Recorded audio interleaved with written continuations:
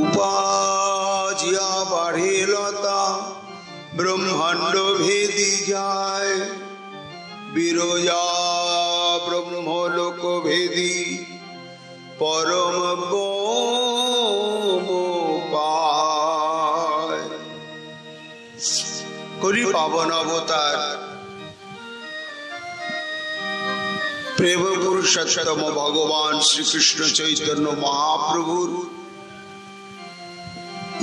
অতি নিগুড় অন্তরঙ্গ প্রিয়তম পরিকর কৃষ্ণ ভক্ত চূড়ামণি কবিকুল মুকুটমণি পরম পূজ্যপাদ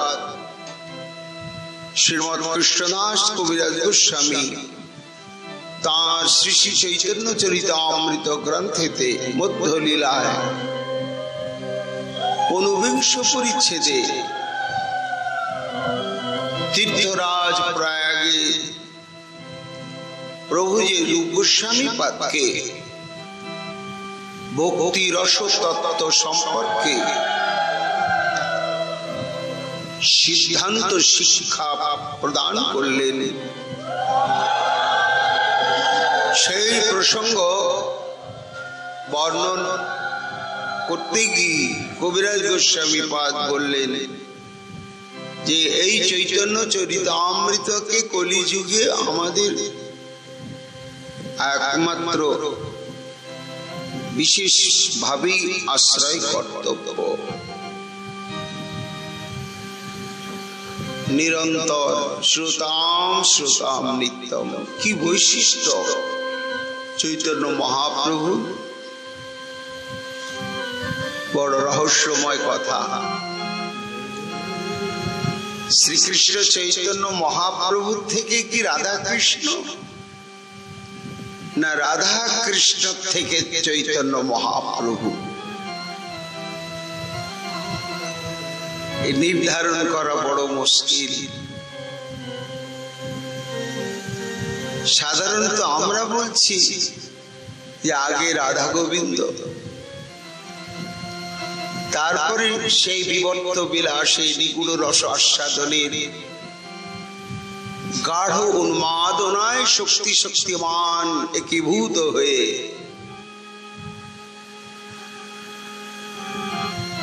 সম্ভোগময় বিগ্রহ শ্রী চৈতন্য মহাপ্রভুর স্বরূপে আত্মপ্রকটিত হলেন।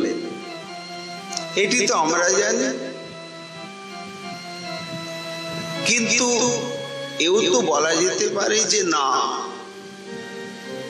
চৈতন্য মহাপ্রভু থেকে রাধা গোবিন্দের প্রকাশ ঘটেছে।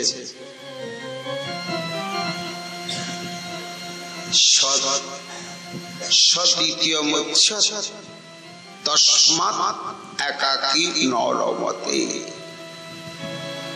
একা কখনো রসের খেলা খেলা যায় না।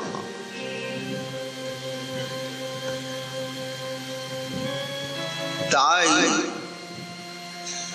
রাধা কৃষ্ণ দুই স্বরূপে বিভাজিত হয়ে অশেষ বিশেষে রস আস্বাদন বাসনায় ব্রজলীলার প্রকাশ, উৎসব ওই গৌর লীলা। এই সম্ভাবনার সূত্রটি তুলে ধরছেন আমাদের কবিরাজ গোস্বামী পাদ। কি না এই রাধা কৃষ্ণ লীলা অজস্র অনন্ত ধারায় নিরন্তর প্রবাহিত হয়ে চলেছে। কৃষ্ণ লীলামৃত সার তার শত শত ধার, 10 দিক বহে যাহা হইতে, সেই চৈতন্য লীলা হয় সরোবর অক্ষয়, মনহংস চরাহ তাহাতে। আমরা পৃথিবীর বুকে, বিশেষত ভারতের পূর্ব পশ্চিম উত্তর দক্ষিণ হিমালয়ের চারিদিকের ভূখণ্ডে যত অগণিত নদী প্রবাহ দেখি, তার মূল উৎস হিমালয়। আর এই হিমালয়ের শিখর প্রদেশে অনন্ত জলরাশি, ঘনীভূত হয়ে অবস্থান করছে। কোন সৃষ্টির সুপ্রভাত কাল হতে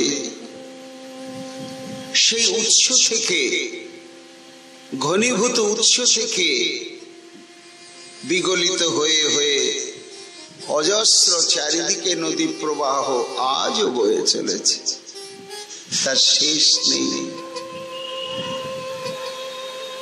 তাহলে এই অজস্র নদী প্রবাহের উৎস যেমন হিমালয় শিখরস্থিত সেই জমে থাকা ঘনীভূত হিম প্রবাহ, তদ্বৎ চৈতন্য লীলা হয় সরোবর অক্ষয়। মহাপ্রভু হচ্ছেন সেই সমস্ত প্রবাহের উৎস। কি প্রবাহ?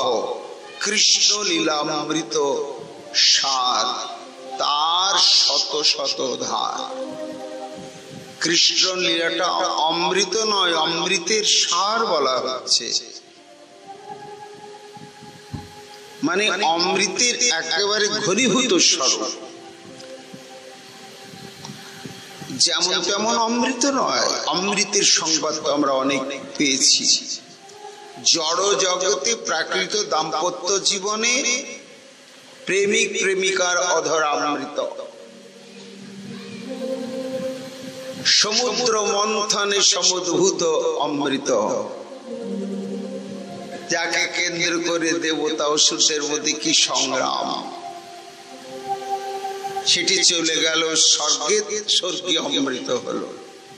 তাহলে জড় জগতের নববধূর অধরামৃত, সমুদ্র মন্থনে উদ্ভূত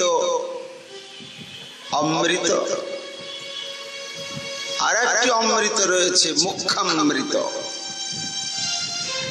সেটা আরো উন্নত। সেই কেবলমাত্র অনুভববেদ্য নির্বিশেষ আনন্দ প্রবাহ, সে আনন্দ প্রবাহে ব্রহ্মতত্ত্ব তাতে বিলীন হয়ে যাওয়াতে আনন্দী ভবতি, সেটা মুখ্যামৃত বলে। এত কিছু অমৃতের মূল সার না, সারটি কি না, সেটি কোনোদিন বিনষ্ট হয় না, ধ্বংস হয় না, বিকৃত হয় না, অবিকৃত থাকে। সেটি হচ্ছে এই রাধা কৃষ্ণের লীলামৃত। সমস্ত অমৃতের সেটি সার। এই অমৃত যেই একবার পান করে, তৃষ্ণা শান্তি নহে, তৃষ্ণা বাড়ে অনিবারে। এমন যে কৃষ্ণ লীলামৃত সার, তার শত শত ধার, সহস্র কোটি কোটি ধার প্রবাহ। দাস্য সখ্য বাৎসল্য মধুর, আবার তার মধ্যে সূক্ষ্ম সূক্ষ্ম ভাব। গোবিন্দিতে রয়েছে 96 প্রকার নায়ক ভাব, রাধারানীতে রয়েছে 360 প্রকার নায়িকা ভাব। অষ্টনায়িকা, আবার প্রত্যেকটি নায়িকা 8 ভাবে বিভক্ত, তার প্রত্যেকেরই আলাদা তার লীলা প্রবাহ রয়েছে। এই হচ্ছে শত শত লীলার প্রবাহ। উৎস কোথায় বয়ে চলেছে? চারিদিকে। 10 দিক বয়ে যাহা হইতে, 10 দিকে বইছে উত্তর দক্ষিণ পূর্ব পশ্চিম ঈশান নৈঋত বায়ু। তা পৃথিবীর 10 দিকের ভক্তগণ আস্বাদন করছেন, 8 দিকের ভক্তগণ আস্বাদন করছেন। 2 দিক বলে, একটা অধ একটা ঊর্ধ্ব, অধলোকে প্রবাহিত হচ্ছে। কে আস্বাদন করছেন? সর্বনিম্নে যিনি অবস্থান করছেন স্বয়ং অনন্তদেব। তার অনন্ত পিপাসা এই লীলামৃত রস আস্বাদনের জন্য।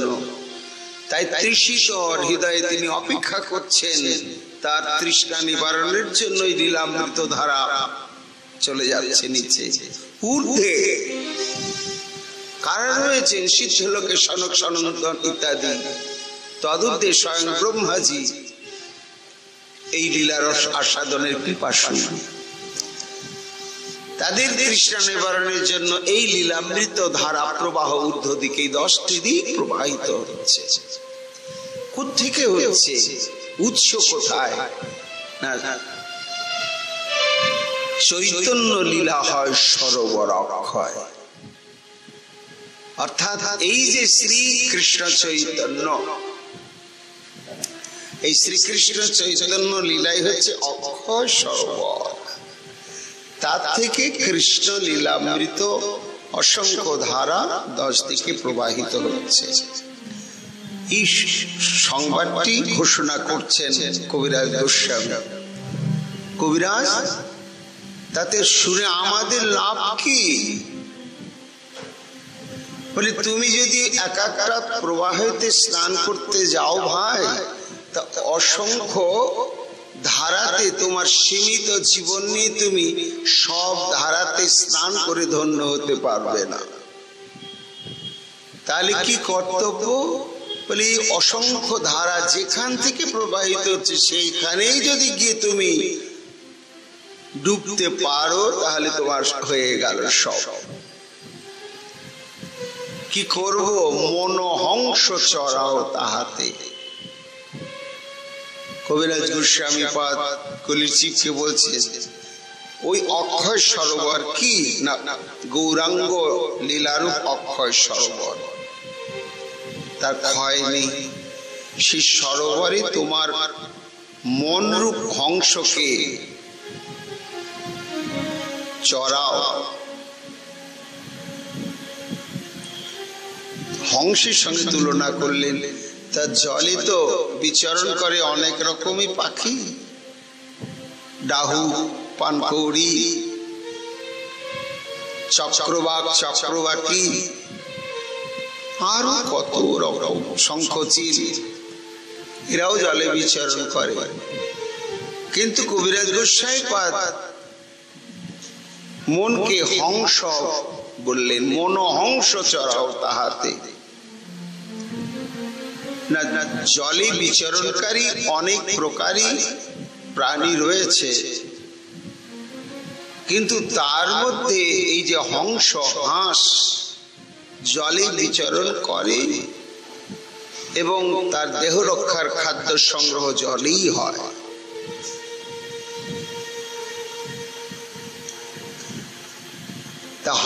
কিন্তু একসঙ্গে নানা জলে বিচরণকারী পক্ষীকুল বিচরণ করলেও হংসের একটি অনন্য সাধারণ বৈশিষ্ট্য, সেটি কি?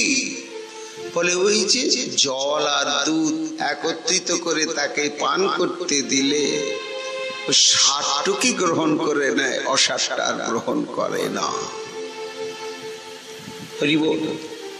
এই সার অসার গ্রহণের ক্ষমতা, যোগ্যতা, মনোবৃত্তি হংসেরই রয়েছে। তা হে কলিহত জীব, তোমার মনটাকে হংস করো, সার অসার তত্ত্বজ্ঞান লাভ করে কোনটা বর্জ্য পদার্থ আর কোনটা গ্রাহ্য পদার্থ বিচার করো, করে তবেই তুমি বিচরণ করাতে এই গৌরাঙ্গ লীলারূপ অক্ষয় সরোবর। কেন? যতক্ষণ পর্যন্ত তাহলে কি, যতক্ষণ আমার মন হংসের চরিত্র স্বভাব বিশিষ্ট না হবে ততদিন গৌর গৌর বলবো না?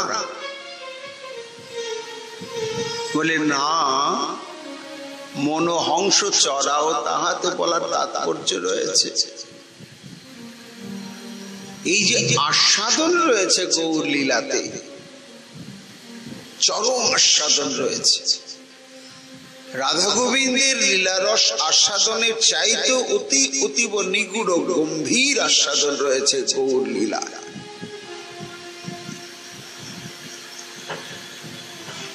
এই আস্বাদন করতে গেলে তোমার মনটাকে হংসের চরিত্র বিশিষ্ট করতে হবে। কিভাবে হবে গোসাইজি? ওই গৌর গৌর বলতে বলতে বলতে বলতে বলতে বলতেই হবে, আর কোনো পথ নেই। নিতাই গৌর হরি। বলো যে আমার যোগ্যতা নাই, গৌর থাকবেও না, কিন্তু তোমার নাম আমি ছাড়বো না।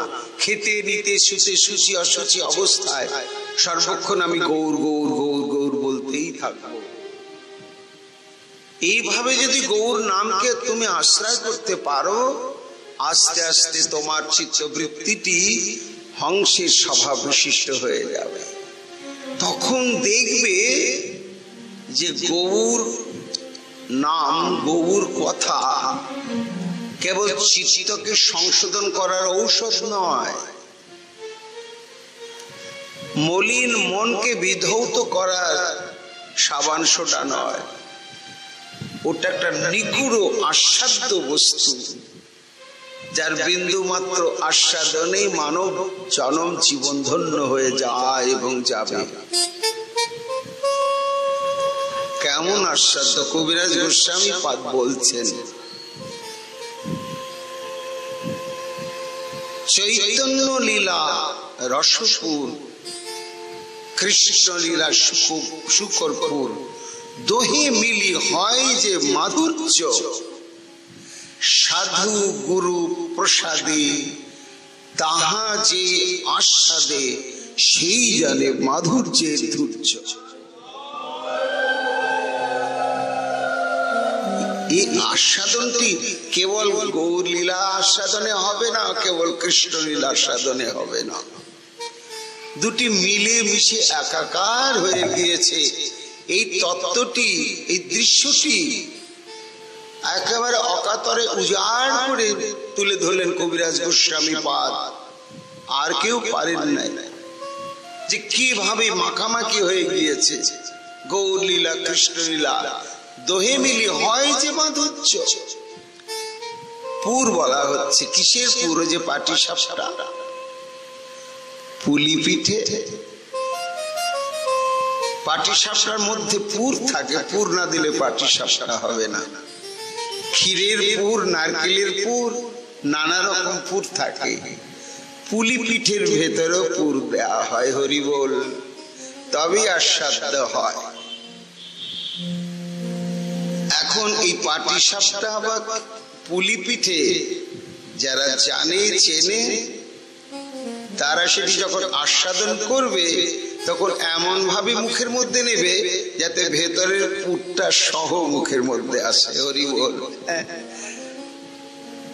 তা যদি না যায় তাহলে তার পরিপূর্ণ যে স্বাদটা, আস্বাদনটা পাওয়া যাবে না। জীবনে পুলি পিঠে কি জানি না, পাটি সাপটাই জানি না, জানাবে কে? সাধুগুরু প্রসাদে তাহার যে আস্বাদে। এই যে ভক্তিলতার বীজ তিনি প্রদান করলেন, মালিকে কৃপা করে বপন করে দিলেন, সেই গুরু তত্ত্ব জানাবেন। গৌর কি বস্তু, যেমন মহন্ত সাধুরা জানাবেন গুরু কি বস্তু, তেমনি গুরুদেব জানাবেন গৌর কি বস্তু। আর গৌর চরণে আত্মসমর্পিত হলে গৌর জানিয়ে দেবেন রাধা কৃষ্ণ কি বস্তু। একটা পরম্পরা।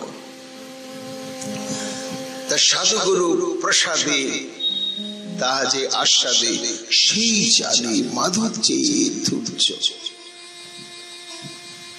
গৌর লীলা রসার নামে নিমগ্ন যিনি, তিনি কত ধন্য।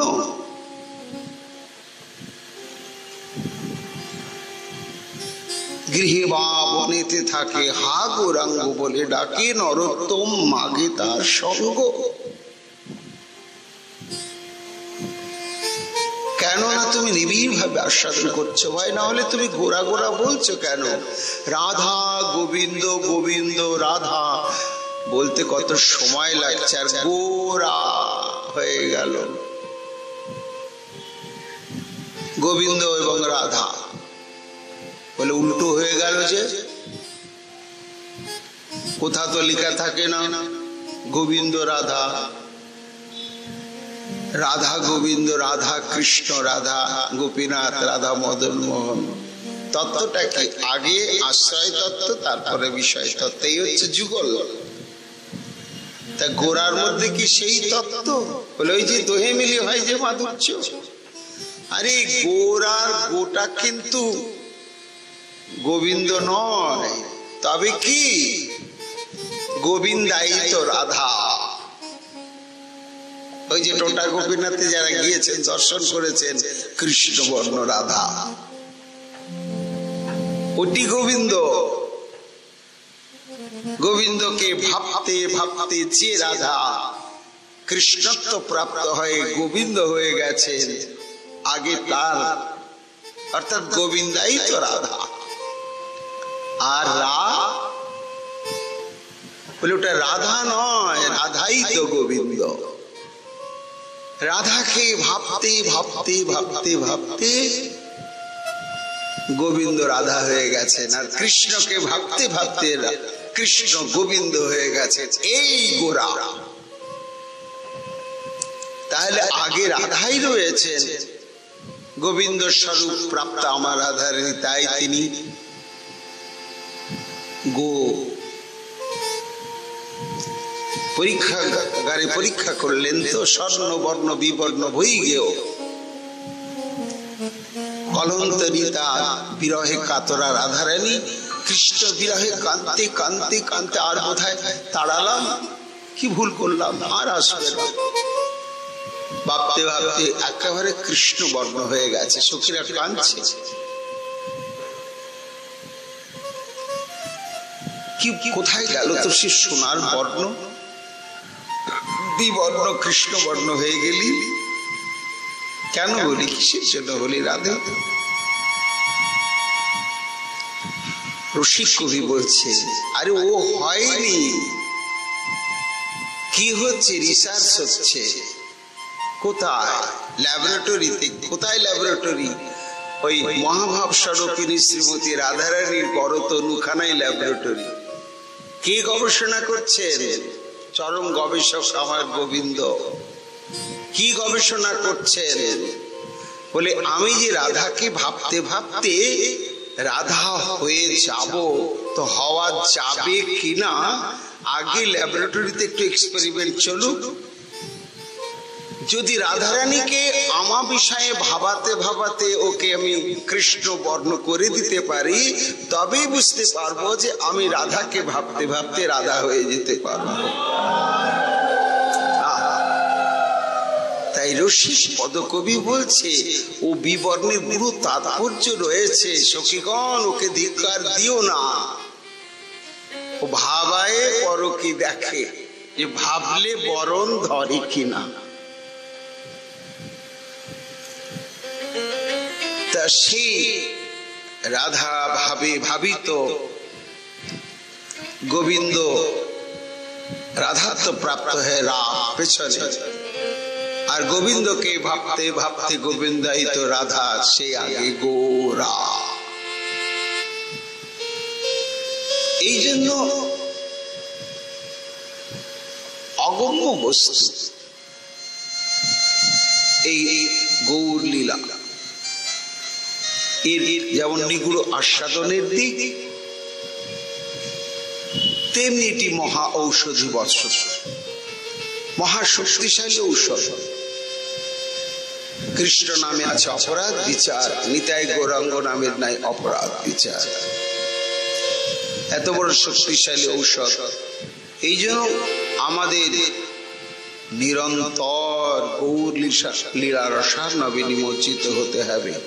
শ্রুতাম শ্রুতাম নিত্যম জ্ঞাতাম জ্ঞাতাম।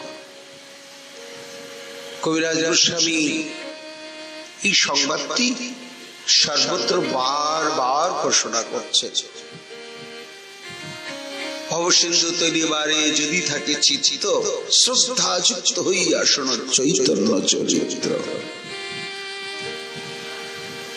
তা মহাপ্রভু বলছেন রূপ মালি হইয়া সেই বীজ করে আরোপণ, শ্রবণ কীর্তন জল করে সিঞ্চন। আমরা এগুলো নিয়ে গতকাল আলোচনা করেছি। তার মধ্যে আনুষঙ্গিক প্রসঙ্গ গুরু সেবা। তার দৃষ্টান্ত কবিরাজ গোস্বামী নিজেই তুলে ধরেছেন। যে পরিচর্যা রূপা সেবা এবং প্রসঙ্গ রূপা সেবার মূর্তিমন্ত বিগ্রহ হচ্ছে পরম পূজ্যপাদ ঈশ্বর কবি। সহস্তে মলমূত্র পরিষ্কার পরিচ্ছন্ন করছেন, পাদ সম্বাহনাদি করছেন, সঙ্গে সঙ্গে পুরীপাদের মাধবেন্দ্র পুরীপাদের মন কোন লীলা রসে কোন ভাব রসে ভেসে চলেছে সেটি অনুভব করে তদনুরূপ মহাজন বাণী শ্লোক ইত্যাদি আবৃত্তি কখনো কীর্তন করে করে প্রসঙ্গ রূপা সেবা। পরিণাম হলো দীর্ঘকাল তাকে জপ ধ্যান করে কঠোর ভজন অনুশীলন করে এই দুর্লভ অকৈতব প্রেম বস্তুটি পেতে হলো না। দেহ রাখার আগেই মাথায় হাত দিয়ে মাধবেন্দ্র পুরীপাদ ঈশ্বর পুরীর মস্তকে হাত দিয়ে বললেন, যাও, আজ থেকে তোমার প্রেমের উদয় হয়ে গেল। তা এই শ্রবণ কীর্তনটি হবে আমাদের গুরুদেবের আনুগত্যে। দীক্ষা নিলাম, তারপরে গুরুদেবের সঙ্গে আর কোনো সম্পর্কই রইল না, হয়ে গেছে তো আবার। তারপরে তো যুগের পরিবর্তনে কলিযুগ, আমরা কেউ প্রভাব থেকে মুক্ত নয়। তদনুরূপ আমরা গুরু শিষ্য সবই সমাজে দেখতে পাই। একজন গুরুদেব বলছে, আমি খুব চেষ্টায় আছি 1 লাখ শিষ্য করবার জন্য। বলার না উচিত না, নিন্দা করার জন্য বলছি না, কলির প্রবাহটা কিরকম। আমি বললাম, বাবা কেন, বয়স হয়ে যাচ্ছে তো 1 লাখ শিষ্য যদি মাসে 1 টাকা করে দেয়, আবার মাসে 1 লাখ আমার নিশ্চিন্তে চলবে। আমরা শিষ্যরা ওই রকমই গুরু খুঁজি, কোনো জব ধ্যান করতে হবে না, মাসে 1 টাকা দিলে বাস বৈতরণী পার হয়ে যাবে, যা খুশি করব, যা খুশি বলবো।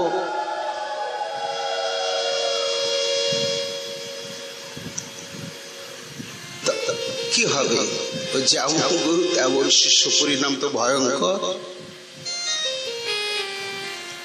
কিন্তু গুরু তত্ত্বটি গম্ভীর, গুরু সেবাটি গম্ভীর। কয়জন? তেমনি একটা দৃষ্টান্ত আজকে আমরা আলোচনা করব। কেন গুরু পূর্ণিমা উপলক্ষে আমরা এখানে এই ভজন সভা সম্মিলিত হয়েছি, তো তাই এই গুরু সেবার দৃষ্টান্তগুলো স্বর্ণরেখার মতন আমাদের হৃদয়ে গেঁথে নিয়ে চলতে হবে। জানি আমরা সবাই পারবো না, কিন্তু চেষ্টা তো করার অধিকার সবারই রয়েছে। পারি বা না পারি, চেষ্টা করবো, দোষ কি চেষ্টা করতে? যে গুরু সেবার জন্য আমাকে কোথায় পৌঁছাতে হবে। এই শ্রবণ কীর্তন জল করে সিঞ্চন, তার সঙ্গে যে গুরু আনুগত্য, তার একটি সমুজ্জ্বল দৃষ্টান্ত হচ্ছে নরোত্তম ঠাকুর মশাই। তার এই গুরু সেবার নিষ্ঠার দৃষ্টান্তটি আমাদের ওই স্বর্ণরেখার মতো গ্রহণ করতে হবে, এটা আমাদের জানা প্রয়োজন রয়েছে। তিনি তো জমিদার পুত্র, কিন্তু শৈশবে সাধু সঙ্গ প্রভাবে কৃষ্ণ অনুরাগী সংসারে মন বসল না, সংসার ত্যাগ করে চললেন মধু বৃন্দাবনে। শ্রীমৎ জীব গোস্বামী চরণ আশ্রয় করলেন, তার আনুগত্যে থাকলেন। শ্রীজি তাকে পড়াশোনা শেখালেন এবং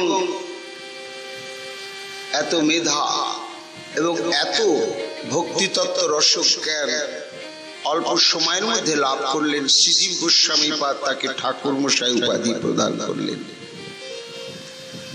করে বললেন, নরোত্তম, তুমি যেমন তত্ত্বজ্ঞান লাভ করলে, কিন্তু এর সার্থকতা হচ্ছে গুরু পদাশ্রিত হয়ে ভজনে।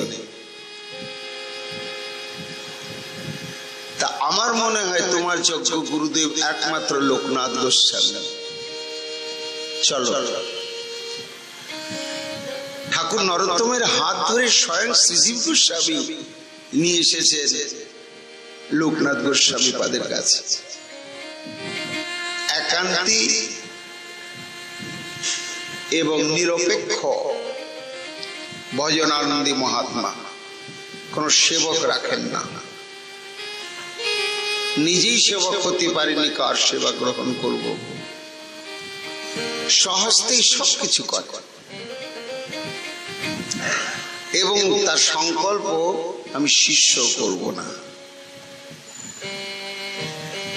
কেন? শিষ্য করলেই তো ধ্যান দিতে হবে, ভজন করছে কি করেনি, সুখে আছে কি দুঃখে আছে,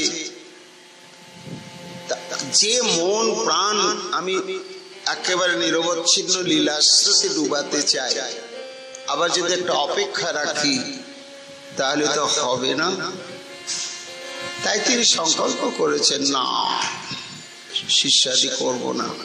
শ্রীজীব গোস্বামী পাদ উপস্থিত, বয়োজ্যেষ্ঠ লোকনাথ গোস্বামী, কনিষ্ঠ শ্রীজীব গোস্বামী, কিন্তু যেহেতু রূপ সনাতনের স্নেহে লালিত, কৃপায় পুষ্ট, তত্ত্ব রস সিদ্ধান্তে আচার্য, সেই জন্য লোকনাথ গোস্বামী পাদ শ্রীজীব গোস্বামীকে মর্যাদা দেয়, তার সঙ্গে ইষ্টপুষ্টি হয়। শ্রীজীব গোস্বামী ঠাকুর মশাই হাত ধরে নিয়ে বলছেন, গোসাইজি, এই নরোত্তমকে দীক্ষা দিতে হবে। হেসে বলছেন, আমি তো কাউকে দীক্ষা দেব না, আমার এটা প্রতিজ্ঞা। না না, আপনার প্রতিজ্ঞা থাকুক, আমি বহু শিষ্য করতে বলছি না, একজন কি করুন, এটা আমার অনুরোধ। বারবার যখন অনুরোধ করতে শুরু করলেন, বলে ঠিক আছে, আমি 2 কুলি রাখি। এই ঠাকুর মশাই এবং লোকনাথ গোস্বামী পাদের জীবনে আমরা জানতে পারি যে মন্ত্র দীক্ষার আগে হরিনাম দীক্ষার প্রয়োজন। তখন লোকনাথ গোস্বামী পাদ বলেন, ঠিক আছে, আমি দিচ্ছি, তবে মন্ত্র দীক্ষা দেব না, হরিনাম দীক্ষা দেব। কেন? চৈতন্য মহাপ্রভু বলেছেন, দীক্ষা পুরুষচর্যার অপেক্ষা না করে জিহ্বা স্পর্শ মাত্র আচণ্ডালে উদ্ধারে। কাজী সদাচারী কদাচারী সর্বপ্রকার মানুষেরই অধিকার রয়েছে হরিনাম সাধন করার।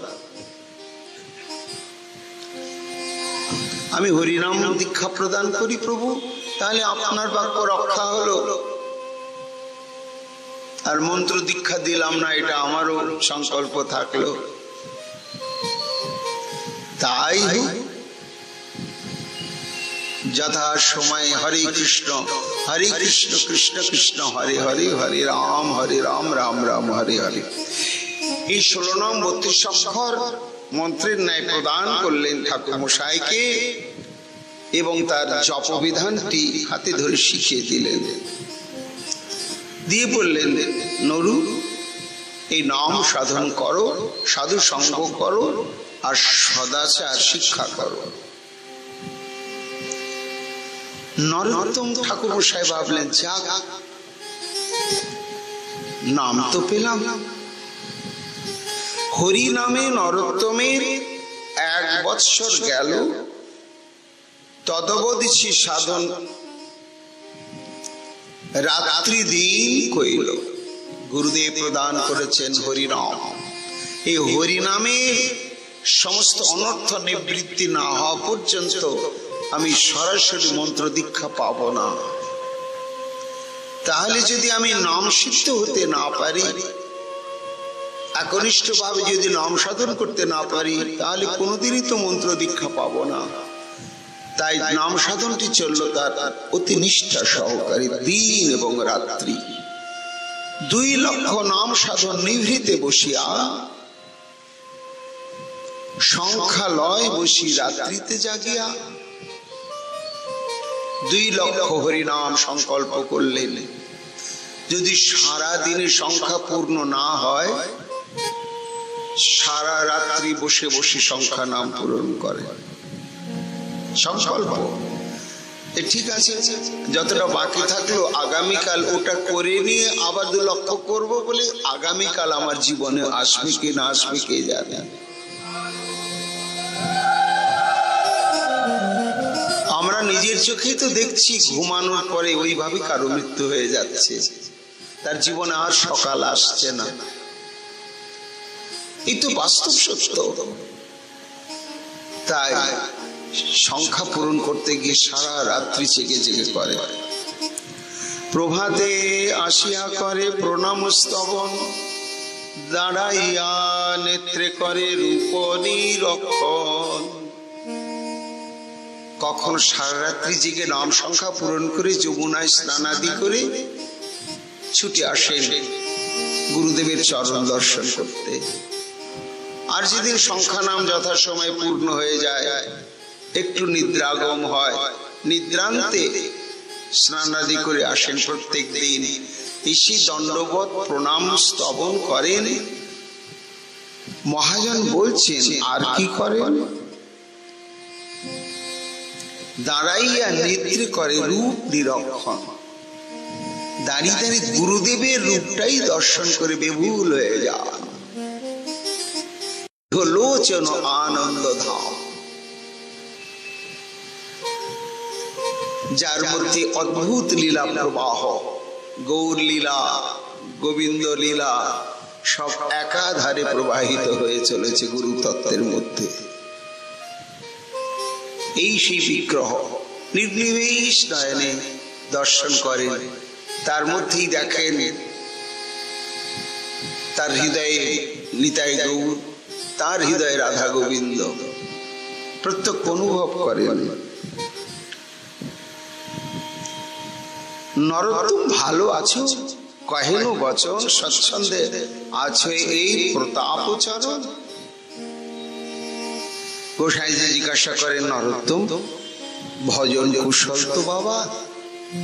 হ্যাঁ প্রভু, এই কুশল প্রাপ্তির একমাত্র কারণই তোমার ওই চরণ। চরণ প্রতাপে, অর্থাৎ চরণে মানে চরণ নিঃসৃত কৃপা প্রভাবে আমার ভজন কুশল। আমার ভজন চেষ্টায় ভজন কুশল নয় প্রভু। নাম করো, নাম করো, নাম করো, সময় হয়ে সব হবে। কিন্তু যতই নাম করছে ঠাকুর মশাই, ততই তো ব্যাকুলতা দিন দিন দুর্বার হয়ে উঠছে। কতক্ষণে সেই মন্ত্র পাবো? বৃন্দাবনে অপ্রাকৃত নবীন মদন কাম্বিস কাম গায়ত্রীতে যার উপাসন, সেইটি যতক্ষণ প্রাপ্ত না পাওয়া যাবে ততক্ষণ তো হবে না। আর সেই বস্তু যতক্ষণ না পাবো, সিদ্ধ স্বরূপের সন্ধানও পাবো না। নাম দীক্ষায় সেটি পাওয়া যাবে না, মন্ত্র দীক্ষায় পাওয়া যাবে। তাই ব্যাকুলতা দিন দিন বেড়েই চলেছে। গুরু সেবা, গুরুকে তুষ্ট করতে হবে। 1 বছরের জায়গায় কত বছর আমাকে এইভাবে রাখবেন কে জানে। মহাজন বলছেন যে গুরু সেবাটা এমন ভাবে আমাকে করতে হবে, জানতে পারলে তিনি আমাকে বঞ্চিত করতে পারেন তার অজ্ঞাত সাথে। আর এক সাধনে এই করে নরোত্তম, রাত্রি শেষে সেই সেবা করিল নিয়ম। ঠাকুর মশাই বহু অনুসন্ধান করে একটা সেবার সন্ধান প্রাপ্ত হলে, হ্যাঁ এইটি করা যেতে পারে। কি না, গোস্বামী পাদ, লোকনাথ গোস্বামী পাদ একটা দূরে বাইরে একটা নির্দিষ্ট জায়গায় বাহ্যকৃতে যেতেন। তখন তো এরকম পায়খানা ঘর ছিল না, এইভাবে বনে মাঠেই যেতে হতো। একটা একটা নির্দিষ্ট জায়গায় তিনি শৌচাদি করে চলে আসেন। আর আপনারা তো জানেন প্রাচীন বৃন্দাবনে প্রচুর বরাহ, শূকর, তারাই তো মেথরের কাজ করত। যত যত মল ত্যাগ করত ব্রজবাসীরা, তারা ভক্ষণ করে সেই স্থানকে আবার পরিষ্কার করে রাখত। ঠাকুর নরোত্তম দেখলেন, ও হো হো, এইটাই তো আমার সেবা কাজ।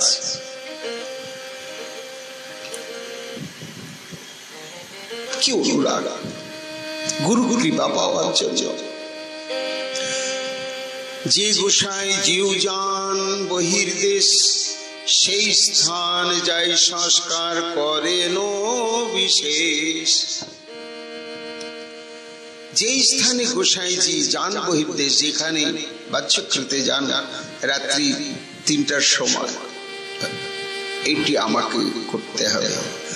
মৃত্তিকা শৌচের মাটি লাগে, মাটি ছানি আনে, নিত্য নিত্য এই মতো করেন সেবনে।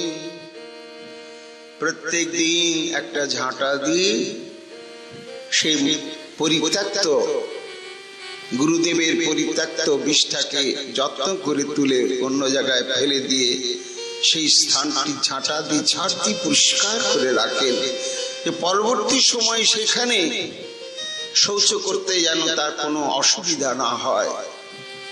তারপরে একটু দূরে একটা জায়গায় মৃত্তিকা প্রলেপ দেওয়ার জন্য একটা জায়গা, গোসাইজি ওইখানেই বসে বসে হাতে মাটি পায়ে মাটি ঘষে ঘষে ধুয়ে তবেই তিনি আসতেন। বৃন্দাবনের মাটি তো সব কাঁকরময়,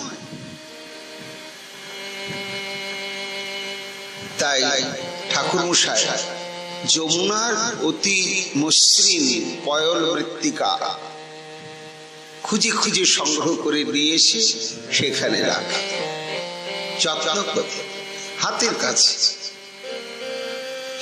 অতি মসৃণ মোলায়েম, হাতে পায়ে কোনো ব্যথা লাগবে না। গোসাই যে কহে এই কার্য করে কোনজন, ইহা নাহি বুঝি করে কিসের কারণ। একদিন দুদিন পরে লোকনাথ গোসাই আমাদের খেয়াল হলো, আরে এ তো বন্য শুকরে ভক্ষণ করে যাচ্ছে না, এগুলো ঝাড় দেওয়ার চিহ্ন। আবার যেখানকার মাটি নিয়ে আমি হাত মাটি করি, এ কি একেবারে মসৃণ মৃত্তিকা, কি করছে? তখন তো বৃন্দাবনে কোনো বাঙালির সমাগমও হয়নি, তাহলে এখানকার কোন স্থানীয় ব্রজবাসী করছে কিনা কে জানে। হেন কালে নরোত্তম করেন গমন, সেই খালে সেই স্থানে নাহি কোন জন। ঝাঁটা গাছি পুঁতি রাখে মাটির ভিতরে, বাহির করি সেবা করে আনন্দ অন্তরে। এইভাবে অনুসন্ধান তৎপর হলেন লোকনাথ গোস্বামী পাদ, কিন্তু ধরতে পারছেন না। দিনের পর দিন এইভাবে সেবা করে চলেছেন, পাছে ধরা পড়তে হয় তো যে ঝাঁটাটা দিয়ে ঝাড় দেয়া হয়, প্রত্যেক দিন ঝাঁটাটাকে ব্রজের রজের মধ্যে পুঁতে রাখেন ঠাকুর মশাই। কাজ শেষ হয়ে গেলে আবার রাত্রিবেলা এসে সেখান থেকে ঝাঁটাটাকে তোলেন, তুলে একবার বুকে একবার মাথায় ঠেকান, তারপরেই ভাবে সেবা কাজ করেন।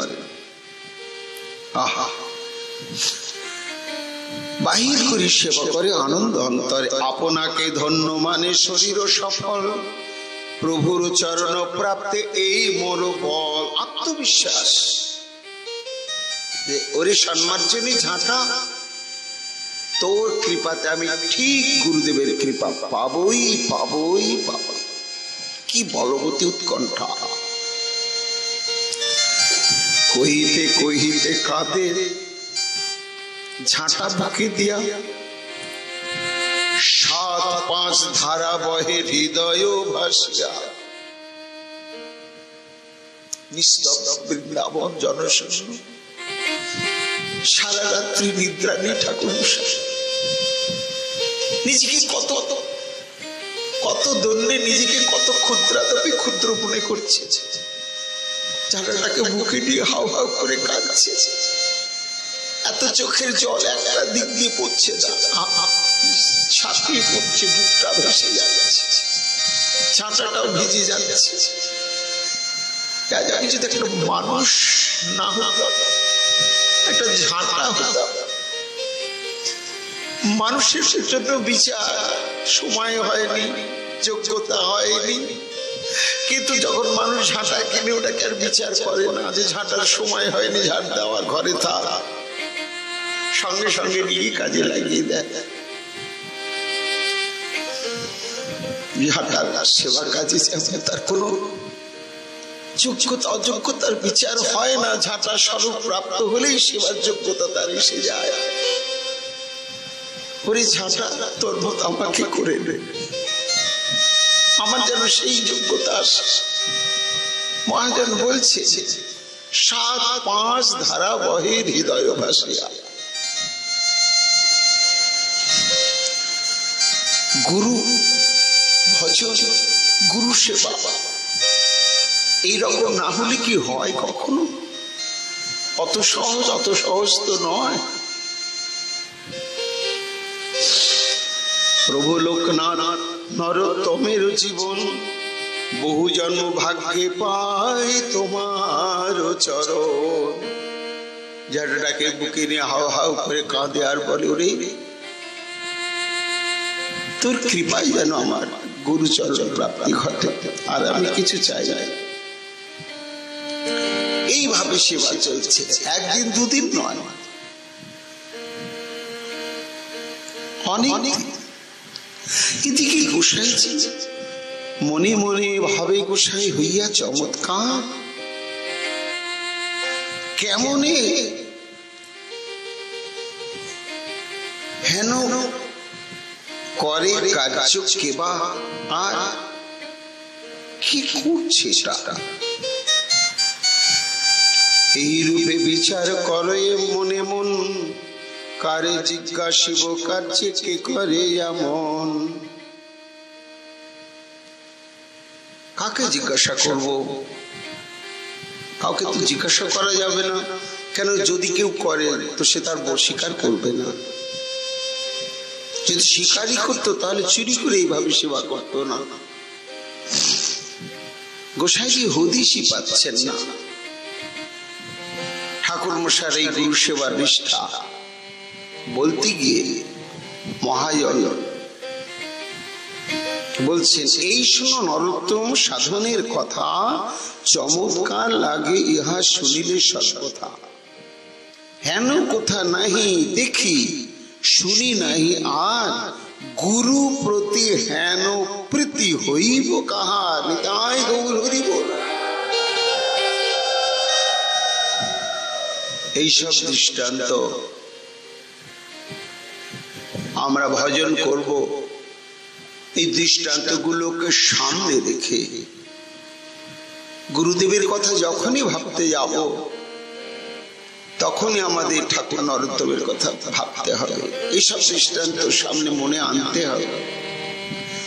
এই জন্য মহাজন বলছে যে কোনোদিন দেখাও যায় না, শোনাও যায় না, কোনো শাস্ত্রে নেই এমন গুরু সেবা নিদর্শন। এই মতো সাধন সেবন করে নীতি নীতি, হেন নরোত্তম পায় সহস্র প্রণতি। কিন্তু হবে না। বৈশাখে 1 বৎসর বহি গেল, মনে গোসাই তবে এক বিচার করিল। বৈশাখ মাস থেকে ঠাকুর মশাই এই সেবা শুরু করেছিলেন। পুরো আবার সেই বৈশাখ ফিরে এলো, মানে 13 মাস। 13 মাস প্রতিদিন একদিন ঝড় বৃষ্টি শীত গ্রীষ্ম তুফানে বাদ গেল না। প্রতিদিন একই নিয়মে তার এই সেবা চলছে। 3 দণ্ড রাত্রি যাবে হইল অবশেষ, হেন কালে গমন করিব বহির্দেশ, তবে সে জানিব ইহা করে কোন জন, নহিলে মনের দুঃখ না যায় সহন। লোকনাথ গোস্বামী চিন্তা করলেন, না একটা উপায়, আমি প্রতিদিন সোচে যাই যে সময় তার অনেক আগে যেতে হবে, কেন দিনের বেলা তো করে না, তাহলে তো আমার চোখে ধরা পড়তই। আবার আমি যখন শৌচে যাই তার আগেই করে যায়, তো সন্ধ্যাতে তো করে না, তা আমি যদি অনেক আগে আগে শৌচে যাই তাহলে মনে হয় ধরা পড়তে পারে। এটা চিন্তা করলেন, না হলে মনের দুঃখ সইতে পারছেন না গোসাইজি। কেন না, এমনি অল্পকাল আগেই তার বুকে বজ্রাঘাত হয়েছে, সে ঘাটা শুকোয়নি, সেই বেদনা যায়নি। কিসের বেদনা? শ্রী রূপ গোস্বামী পাদের অন্তর্ধ্যান। শুক্লা দ্বাদশীতে রূপ গোস্বামী পদ অন্তর্ধ্যান করলেন। তা এরা তো সমসাময়িক, রূপ সনাতন, লোকনাথ, ভূগর্ভ গোস্বামী। তা অতীব অন্তরঙ্গ ছিলেন রূপ গোস্বামী পাদ এই লোকনাথ গোস্বামী। তা সেই রূপ গোস্বামীর অন্তর্ধ্যানের শেলটা দিবানিশি জর্জরিত করছে গোসাইজিকে, সে একটা দুঃখ। আবার এইভাবে করে আতঙ্ক হচ্ছে, বলা যায় না। কোন ব্রজবাসী আছে হেন কার্য যার, লোকেরে কহিতে লজ্জা হয় তো আমার। একটা আতঙ্ক, মানে শেলের উপরে, শেল দুঃখের উপরে এক সেই রূপ গোস্বামী পাদের বিরহ দুঃখ। আবার যদি এই সেবাটা কোনো ব্রজবাসী করে, বলা যায় না, তাহলে তো আমার সব শেষ, সমস্ত শেষ। শাস্ত্র বলছে যে বৃন্দাবনে গিয়ে একটা ঘাস ছিঁচতে হয় না, একটা গাছের পাতা ছিঁচতে হয় না। ব্রজবাসী কোন কথা? কাজে ব্রজবাসীরা চোর, ডাকাত, গুন্ডা, বদমাশ, মিথ্যেবাদী, জোচ্চোর যাই হোক, ব্রজবাসী তারা নিত্যশিষ্ট পরিকর। তারা যতই পাপ করুক নরকে যাবে না।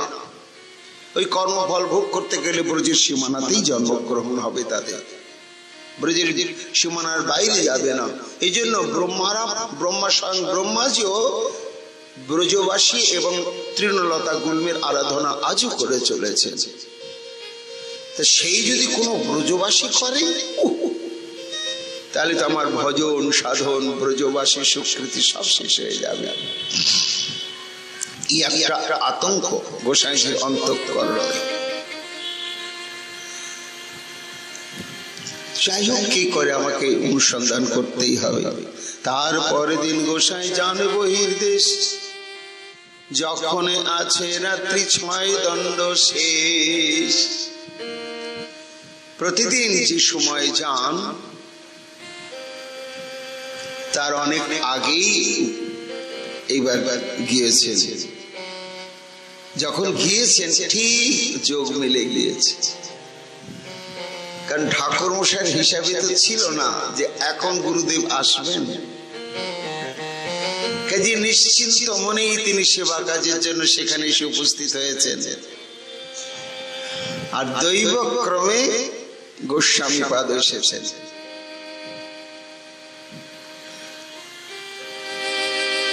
হেন কালে নরোত্তম সেই স্থানে আছে, ঝাঁটা দিচ্ছেন গোসাই দান্ডাইয়া তার পাছে। কি যেন একটা আচ্ছন্দকার ছাড় দিচ্ছে, ঝাঁটা দিয়ে দাঁড়িয়ে পড়েছেন তার কাছাকাছি গিয়ে, বুঝতে পারছেন না, দেখছেন একটা মানুষ বটে, কিন্তু ব্রজবাসী না ব্রজের বাইরের কেউ, কিছুই বোঝা যাচ্ছে না। ঝাঁটা বুকে নরোত্তম আছেন সাক্ষাতে, কে বট বলি লাগিলা কহিতে। ঝাড় দিচ্ছেন মাঝে মাঝে, ঝাঁটাকে বুকে ধরে কাঁদছে ঠাকুরমশাই, গলা ছেড়ে কাঁদছে, থামতে পারছেন না। ও কি কাঁদে, কেন কাঁদে, কি উদ্দেশ্যে কাঁদে, কেন করে, থাকতে পারলেন না চুপ করে। গোস্বামী পাদ, কে বট বলি লাগিলা কহিতে। কে গো তুমি, কে? এত গভীর রাত্রিতে এইভাবে তুমি সেবা করছো, আর কি বলবেন? কাছাকাছি সে কললোক বিকৃত বাসে ঠাকুর মশাই গদগদ কণ্ঠে, কান্না জড়ানো কণ্ঠে বললেন, প্রভু আমি সেই অধম। নরোত্তম কহে, প্রভু মুই ভৃত্যাভাস।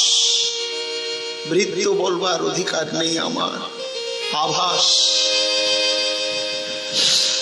চরণ কমল দুই করিয়াছে। কেন করছো নরোত্তম? তোমার কৃপা পাওয়ার জন্য, আর কিছু চাই না আমি। গোসাই কহে, নরোত্তম হেন কার্য করো, বড় দুঃখ পাই বাবু। এসব সম্ভব কি করছো নরোত্তম? এটি কি তোমার উচিত? এটা সেই ভাঙ্গে বেথরদের কাজ। স্বপ্ন আমি ভাবতে পারি যে কোনো এইভাবে সংসারটাকে মানুষ এসে কৃষ্ণ সেবা গ্রহণ করতে পারবে। তুমি নরোত্তম, তুমি সেই নরোত্তম। আর করো না বাবা, আর তুমি কোনোদিন করো না। আমি ভীষণ ব্যথা বাবা, তুমি করো না। এই কথা কহি গোসাই শৌচেতে বসিলাম, তদবধি নরোত্তম সে স্থানে রহিলা। শৌচের স্থানটি পরিষ্কার করা হয়ে গিয়েছে তো, ঝাঁটাটা পুঁতে রাখবে তার আগে একবার বুকে ধরছিলেন, সেই সময় ধরা পড়ে গিয়েছেন। যা করলে আজকেই, কাল থেকে কিন্তু আর করবে না নরোত্তম। বেরিয়ে যেতে বললেন না, সেই স্থানে গিয়ে শৌচে বসলেন। ঠাকুর মশাই বললেন, আমাকে তো যেতে বললেন না গুরুদেব, তাহলে আমি অপেক্ষা থাকি। গলের নিকৃত বাসী দূরে দাঁড়িয়ে রইলেন ঠাকুর মশাই। তদবধি নরোত্তম সেই স্থানে রহিলা, উঠিয়া আসিয়া ডাকে নরোত্তম দাস। এইবার শৌচাদি করে হাতে পায়ে মাটি দিতে হবে, জল দিতে হবে। এইবার প্রত্যক্ষ সেবার ডাক পড়ল, নরোত্তম দাস। নরোত্তম চলে গিয়েছ না আছো? এই যে প্রভু দাসানুদাস। ও জোর হাতে দান্ডাইয়া মনেতে উল্লাস, ছুটি সে জোড়াতে দাঁড়িয়েছে নরোত্তম। মৃত্তিকা আনহ, জল আনো তরা করি। আছো বাবা, যাও একটু মাটিটা নিয়ে এসো, হাতে পায়ে মাটি মাখাবো, আর ধোয়ার জন্য জল নিয়ে এসো। জয় গুরুদেব, জয় গুরুদেব। আজকে আমার সেবার স্বীকৃতি লাভ হলো, আজকে আমার সেবার স্বীকৃতি লাভ, গুরুদেব সেবা গ্রহণ করলেন, আজকে আমার সেবার নির্দেশ আদেশ দিলেন, মাটি আনো জল আনো। কি মুখটা ভরে গিয়েছে।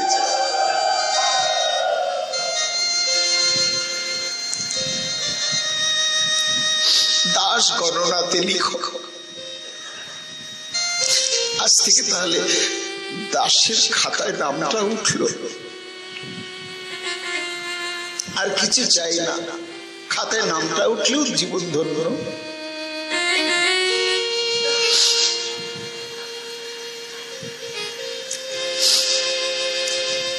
মৃত্তিকা নহ জলে আনো তারা করি, মৃত্তিকা আনিয়া জল আনিলা ভরি।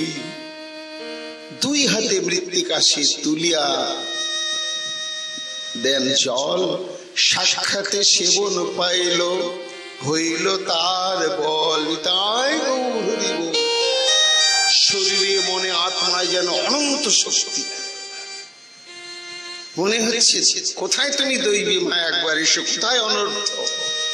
আজ আমি গুরু কৃপা প্রাপ্ত হয়েছি, এমন কোন শক্তি নেই আজ আমার গতিপথকে অবরুদ্ধ করতে পারে। শক্তিতে একেবারে চিত্ত উদ্বেলিত নিশ্চিত হয়ে গেল। তারপরে চরণ ধৌত মৃত্তিকাদি ব্যবহার করার পরে লোকনাথ গোস্বামী পাদ যমুনায় গিয়ে স্নান করলেন। যমুনাতে স্নান করিলা আনন্দিত হইয়া, গোসাই কহেন স্নান করো যাইয়া। দ্বিতীয় আদেশ, প্রথম আদেশ জল আনো মাটি আনো, প্রত্যক্ষ সেবা। এইবার গোস্বামী পাদ আগে নিজে গিয়ে স্নান সেরে বলে, নরু তুমি একটু স্নান সেরে নাও বাবা। তাহলে কি আজকে আমার সেই শুভ দিন? স্নান করতে বললেন, কি যমুনা স্নান। ওই স্নান করে এসো বলার সঙ্গে সঙ্গে তার ঠাকুর মশাইয়ের মন প্রাণ অন্তর আত্মা সব যেন লক্ষ লক্ষ যমুনায় স্নান করার মতো বিধৌত শুদ্ধ স্বচ্ছ হয়ে গেল। শরীর মন হয়ে গেল, সব ধুয়ে মিশে গেল।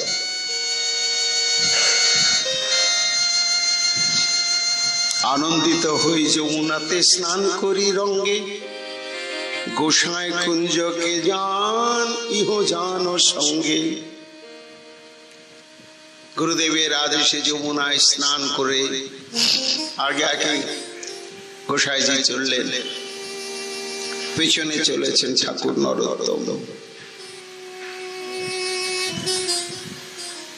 পাদ প্রক্ষালন কইল সহস্তে নরোত্তম, আসনে বসিলা গোসাই করিতে স্মরণ। যমুনায় স্নান করে যখন তার ভজন কুটিরে এলেন, সেখানে একটা পাথর পাতা আছে। গোসাইজি দাঁড়ালেন, এইবার আর আদেশ করলেন না। কেন করলেন না? বলে আর আদেশের অপেক্ষা নেই, এক আদেশই তোমাকে আত্মসাৎ করে নিয়েছি। এইবার কখন আমার কোন সেবা প্রয়োজন তোমার অন্তরে, আমার কৃপাতে সেটা আপনা আপনি উদ্দীপন হবে। আর আমাকে মুখ ফুটে বলতে হবে না, তুমি সেইভাবে আমার সেবা করবে।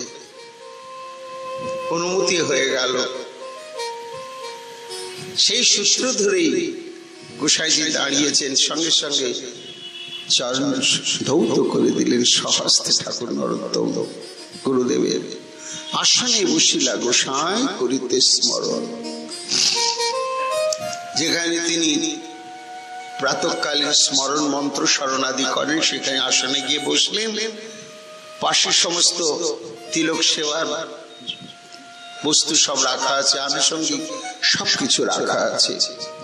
তিলক করিল স্তব পাঠ গাঢ়তর, পুনঃ পুনঃ দণ্ডবতে আনন্দ অন্তর। দাদুর সঙ্গে তিলক ধারণ, তিলক মন্ত্র উচ্চারণ, তারপরে জপ ধ্যান মন্ত্র স্মরণ, তারপরে প্রণাম বিজ্ঞপ্তি মন্ত্র স্তব উচ্চস্বরে বললেন।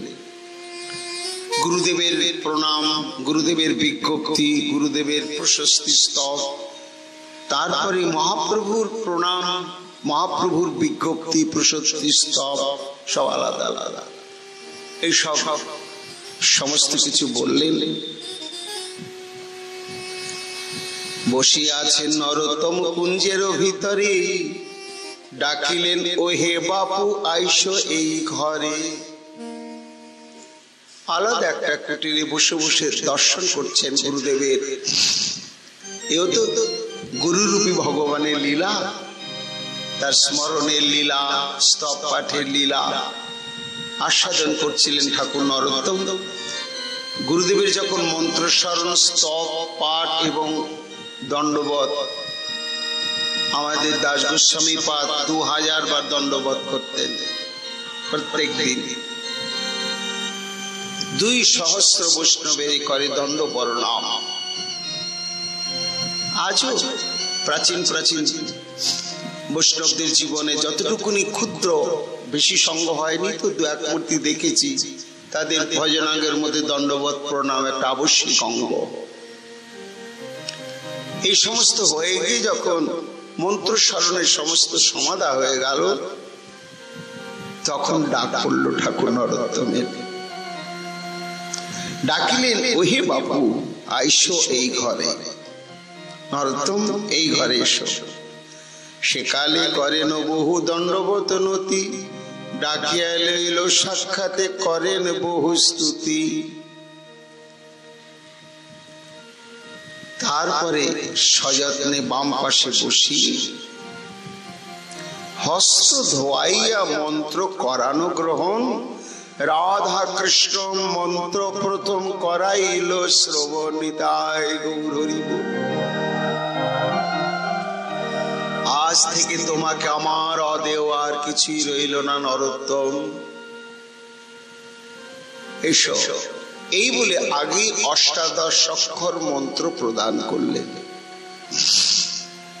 হাত ধোয়াইয়া মানে আচমন করিয়ে। তারপরে কাম্বীর শুনাইল অতি যত্ন করি। ওটি তো আমাদের আসল ভজন, অপ্রাকৃত নবীন মদন কাম্বীজ কাম গাইতে যার উপাসন। পশ্চাৎ বসিয়া সব কহিল বিবরি। তারপরে রাগানুগা ভক্তি সাধনের যে ক্রম, কিভাবে রাধা বরদাস্য লাভ করতে হবে, সমস্ত কিছু একে একে একে একে শুধু বুঝিয়ে দিলেন না, প্রত্যক্ষ ভাবে রাধারের চরণে সমর্পণ করে দিলেন ঠাকুর নরোত্তমকে। স্বরূপটি জানিয়ে দিলেন। এই হচ্ছে তাতে কৃষ্ণ ভজে করে গুরুর সেবন, মায়াজাল ছোটে পায় কৃষ্ণের চরণ। আমরা যদি একটু প্রত্যেক দিন এই সেবার কথা একটু চিন্তা করি, ঠাকুর নরোত্তমের কৃপায় একদিন না একদিন গুরু নিষ্ঠা আমাদের জাগবেই জাগবে। আগে তো গুরু নিষ্ঠা, তারপরে গৌর গোবিন্দ নিষ্ঠা। কেন না, গৌর গোবিন্দ নিষ্ঠাটা আনতে গেলে আমাকে তো কল্পনা করে আনতে হবে, কিন্তু গুরু নিষ্ঠা হচ্ছে সাক্ষাৎ, তাকে ছুঁতে পাই, কথা বলতে পারি, প্রত্যক্ষ তার সেবা করতে পারি। যাকে ইন্দ্রিয় কার্য স্বরূপে প্রাপ্ত হচ্ছি স্থূল ভাবে যথাবস্থিত দেহেতে, তো তার প্রতি নিষ্ঠাবান হওয়াটা কত সহজ। আর যাকে দেখিনি, শুধু শুনেছি, ভাবনার দ্বারা তাকে ভালোবাসা, তার ভালোবাসার স্নেহডোরে বদ্ধ হওয়া বড় কঠিন। এই জন্য মহাপ্রভু বললেন, এইভাবে যদি গুরুদেবের আনুগত্যে শ্রবণ কীর্তন জল সিঞ্চন চলতেই থাকে, তখন কি হয়, উপাজিয়া বাড়ে লতা। ওটা বৃক্ষ নয়, লতা বাড়তে থাকে, সোজা হয়ে বাড়তে থাকে। বাড়তে বাড়তে কি হয়, উপাজিয়া বাড়ে লতা, ব্রহ্মাণ্ড ভেদি যায়। ব্রহ্মাণ্ডকে ভেদ করে চলে যায়। অর্থাৎ আমাদের ভজনটা হচ্ছে পৃথিবী, ভুল একটা মাইক গুরু কৃষ্ণ প্রসাদে ভক্তিলতা বীজ প্রাপ্ত হয়ে যখন অকপট চিত্তে ভজন শুরু করলে, শ্রবণ কীর্তন জল সিঞ্চন শ্রী গুরুদেবের আনুগত্যে, এই সিঞ্চনের সহযোগিত গুরুদেব নিরমল গৌর প্রেমরস সিঞ্চন পুরাওল সব মনোয়াস। ওটি হচ্ছে গোড়ার কথা। তা ব্রহ্মাণ্ডকে ভেদ কর, ব্রহ্মাণ্ড শব্দ হচ্ছে কি ভূলোক, তারপরে ভূবরলোক, তারপরে স্বর্লোক, তারপরে জনলোক, মহলোক, তপলোক, সত্যলোক। সত্যলোক ভেদ করলে এই ব্রহ্মাণ্ডের অণ্ডটি শেষ হয়ে গেল। কিন্তু লতার গতি থামছে না, লতা উপরেই উঠছে। কেন উঠছে না, তার একটা অবলম্বন সে চায়, এবং সেই অবলম্বনটা নিচেতে নাই, ওটা উপর দিকেই রয়েছে। সপ্ত স্বর্গ, তার নিচে সপ্ত পাতাল, অতল বিতল সুতল তলাতল রসতল মহাতল পাতাল। এই 14 ভুবনের উপরে কি আছে না, মহাপ্রভু বললেন রূপ সেই লতা বেড়ে যাচ্ছে। কেন বেড়ে যাচ্ছে না, তার অভিষ্ট অবলম্বন একটি বৃক্ষ, সে বৃক্ষটা যেখানে সেখানে নেই, এমন জায়গায় রয়েছে সেটা একেবারে সর্বূর্ধ্ব লোক চলছে। চলতে চলতে কোথায় গিয়ে উপস্থিত হলে তবে যায় তদুপরি বিরজা ব্রহ্মলোক ভেদী পরম ব্রহ্ম পায়। তা ব্রহ্মাণ্ডের বাইরে রয়েছে বিরজা বলে একটি স্থান, তার উপরে রয়েছে ব্রহ্মলোক। এই ব্রহ্মলোক হচ্ছে যারা নির্বিশেষ ব্রহ্মের উপাসনা করে সিদ্ধি লাভ করে ব্রহ্ম জ্যোতির সঙ্গে বিলীন হয়ে যায়, তারা ব্রহ্মলোকে জ্যোতির্ময় স্বরূপ হয়ে থাকে, তাদের কোনো শরীর থাকে না। আর ওইখানে কারা রয়েছে না, ভগবানের হাতে যারা নিহত হয়েছে। প্রভু রামচন্দ্রের হাতে যত রাক্ষসগুলো নিহত হলো, ওরা সবাই মুক্ত হয়ে গিয়ে ব্রহ্মলোকে ব্রহ্মজ্যোতি কণা হয়ে থেকে গেল। তা সেই ব্রহ্মলোক পার হয়ে পরম বমে চলে গেল। পরম বম হচ্ছে অনন্ত বৈকুণ্ঠের উপরে যে ধামটি অনন্ত বৈকুণ্ঠকে প্রশাসন করছেন, সেটি পরম বম।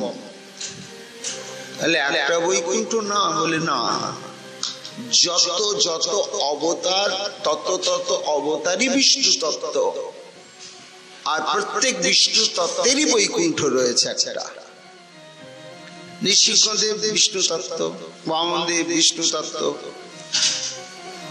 মৎস্য অবতার ওই বিষ্ণু তত্ত্ব, এই প্রত্যেকেরই বৈকুণ্ঠ রয়েছে। কিন্তু তার মধ্যে একটি মূল বৈকুণ্ঠ রয়েছে, সেটাকে বলা হয় পরম বম। মহাপ্রভু বলেন রূপ সেই পরম বম চলে গেল। পরম বমে কি লতা দেখছো, আমি যে গাছকে অবলম্বন করব সেটা তো এখানেও নেই। তখন আর উপর দিকে উঠতে শুরু করলো। তা শুরু করে কোথায় গেল, তদুপরি যায় গোলক বৃন্দাবন। পরম ব্রহ্মের উপরে রয়েছে নিত্য অযোধ্যা ভূমি। এই ভূমণ্ডলে যে অযোধ্যা, সেই নিত্য অযোধ্যারই দ্বিতীয় স্বরূপ। সেখানে প্রভু রামচন্দ্র স্বরূপে অনাদি অনন্তকাল সে অযোধ্যা ধামে রয়েছেন। তার উপরে রয়েছে নিত্য মথুরা ধাম, শ্রী বিষ্ণু দ্বারকা ধাম। সেই দ্বারকা ধামেরই একটি স্বরূপ হচ্ছে এই ভূমণ্ডলের দ্বারকা। তার উপরে রয়েছে নিত্য মথুরা ধাম। সেই মথুরা ধামেরই একটি অভিন্ন প্রকাশ এই পৃথিবীর বুকে যে মথুরা, সেটি। তার উপরে রয়েছে গোলক, যার নাম বৃন্দাবন। আর এই জগতের যে বৃন্দাবন সেটি হচ্ছে সেই গোলক বৃন্দাবনেরই অভিন্ন প্রকাশ। সেই গোলক, সেই অযোধ্যা, সেই দ্বারকা মহাপ্রলয় কখনো বিলীন হয় না, হারিয়ে যায় না। কিন্তু এই মাইক ব্রহ্মাণ্ডে যে ধামের অবতরণ হয়, ব্রহ্মাণ্ড লয় প্রাপ্ত হওয়ার সঙ্গে সঙ্গে তারা যথাস্থানে যথাস্বরূপে গিয়ে বিলীন হয়ে যান। কিন্তু ওই ধামগুলি কোনোদিনই বিলীন হয় না, তারা নিত্য শুদ্ধ স্বরূপে রয়েছে। মহাপ্রভু বলছেন রূপ লতা আর উপরে উঠে গেল, তদুপরি যায় লতা গোলক বৃন্দাবন। হ্যাঁ, সেখানে গিয়ে তার অভিষিত বৃক্ষটি পেয়ে গেল। লতারও অনেক ধর্ম আছে। আমি একবার কোথায় গিয়েছিলাম অনেক বহুদিন আগে, একটা পরগাছা লতা দেখেছিলাম। সে এক এক গাছে তুলে দিলে এক এক রঙের ফুল হবে। আম গাছে যদি তুলে দেওয়া হয় আম গাছেও বাঁচবে, কিন্তু ফুল এক রঙের হবে। অন্য গাছে যদি জিয়ালা গাছে রাখা হয় তাহলে ফুল আর এক রকম হয়ে যাবে। তা স্থূল প্রাকৃত জগতের যদি লতার এইরকম ধর্ম বৈশিষ্ট্য থাকে, তো ভক্তি লতার ক্ষেত্রে থাকবে না কেন? ও মাচাতে উঠবে না বা অন্য কোনো গাছগাছালিতে উঠবে না। কৃষ্ণ কল্প বৃক্ষে করে আরোহণ। নিতাই গৌর হরি বল। সে যেমন তেমন গাছ চায় না, কল্প বৃক্ষ চায়। কল্প বৃক্ষের ধর্ম কি? বলে ওই বৃক্ষের তলায় বসে যা কল্পনা করা হবে সঙ্গে সঙ্গে বৃক্ষ তাই তাকে প্রদান করবে। তাহলে তো মুশকিল। প্রাকৃত জগতের কল্প বৃক্ষ তো মানুষকে তার জীবন অবসান করে দেয়, সেই রকম নাকি? বলে না না না, এটি হচ্ছে অপ্রাকৃত চিন্ময় কল্পতরু। সেখানে যদি কেউ উল্টা পাল্টাও কল্পনা করে তাহলে সেই কল্পবৃক্ষের ধর্ম আমি বিজ্ঞ জীব অজ্ঞ বিষয় কেন দিব, সচরণ অমৃত দিয়া বিষয় ভুলাইব। আমা ভজে বিষয় মাগে, এই বড় মূর্খ। আমি তাকে ভুল দেব না। কিন্তু মাইক জগতের কল্পবৃক্ষ দৃষ্টান্ত নেই যে একজন প্রতীক চলতে চলতে পথ হারিয়ে গভীর অরণ্যে চলে গিয়েছে, তার শেষ খুঁজে পাচ্ছে না। শীতের রাত, ক্ষুধায় ছটফট কাতর, শেষে অবসাদ প্রাপ্ত একটা গাছের তলায় বসে পড়েছে। অন্ধকার, ঠকঠক করে কাঁপছে, ক্ষুধা পিপাসা।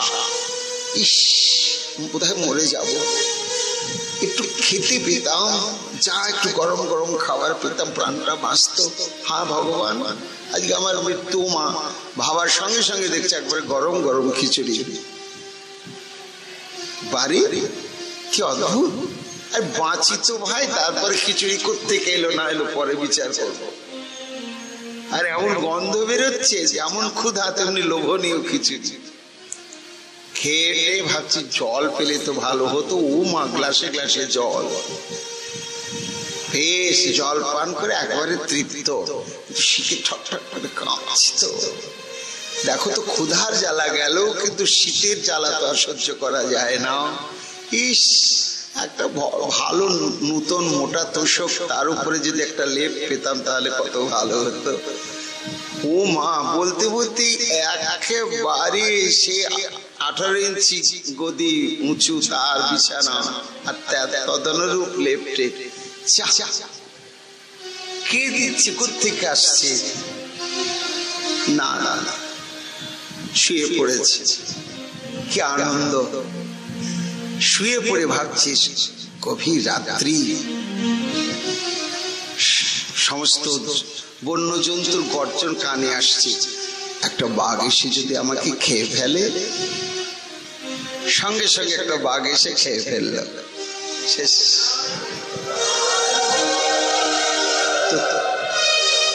তত্ত্বটা কি ছিল ও তো জানতো না। ওই যে গাছের তলায় বসে ও ভাবছিল আসলে গাছটাই ছিল কল্প বৃক্ষ।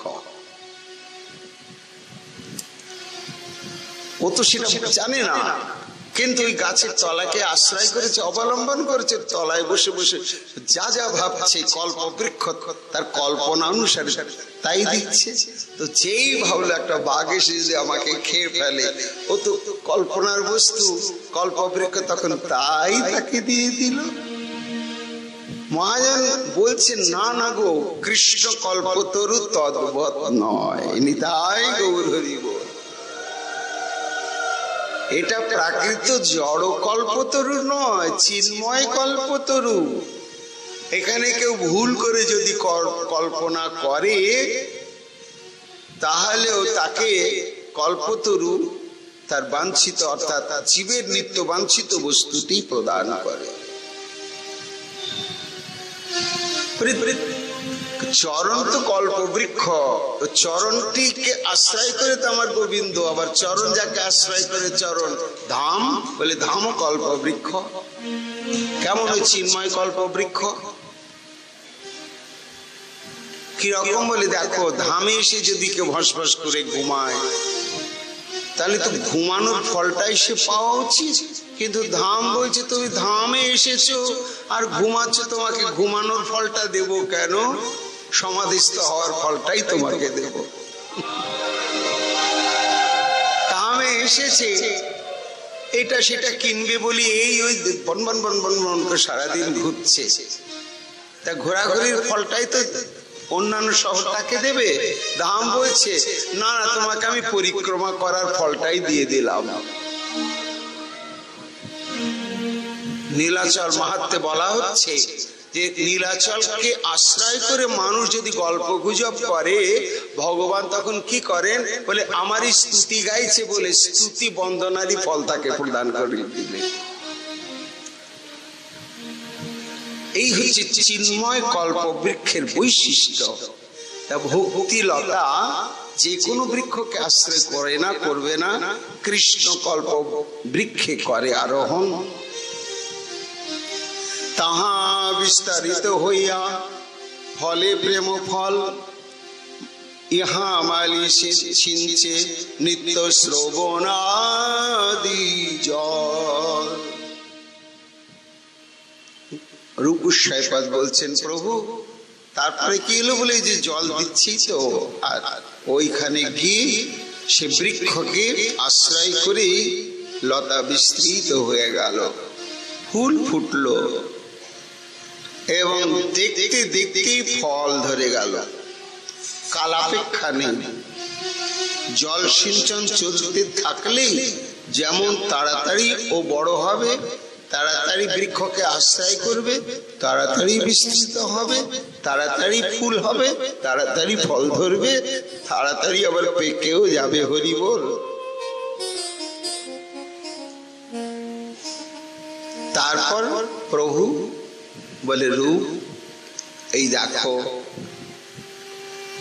এই লতা এবং তার পরিচর্যার একটি অদ্ভুত বৈশিষ্ট্য রয়েছে।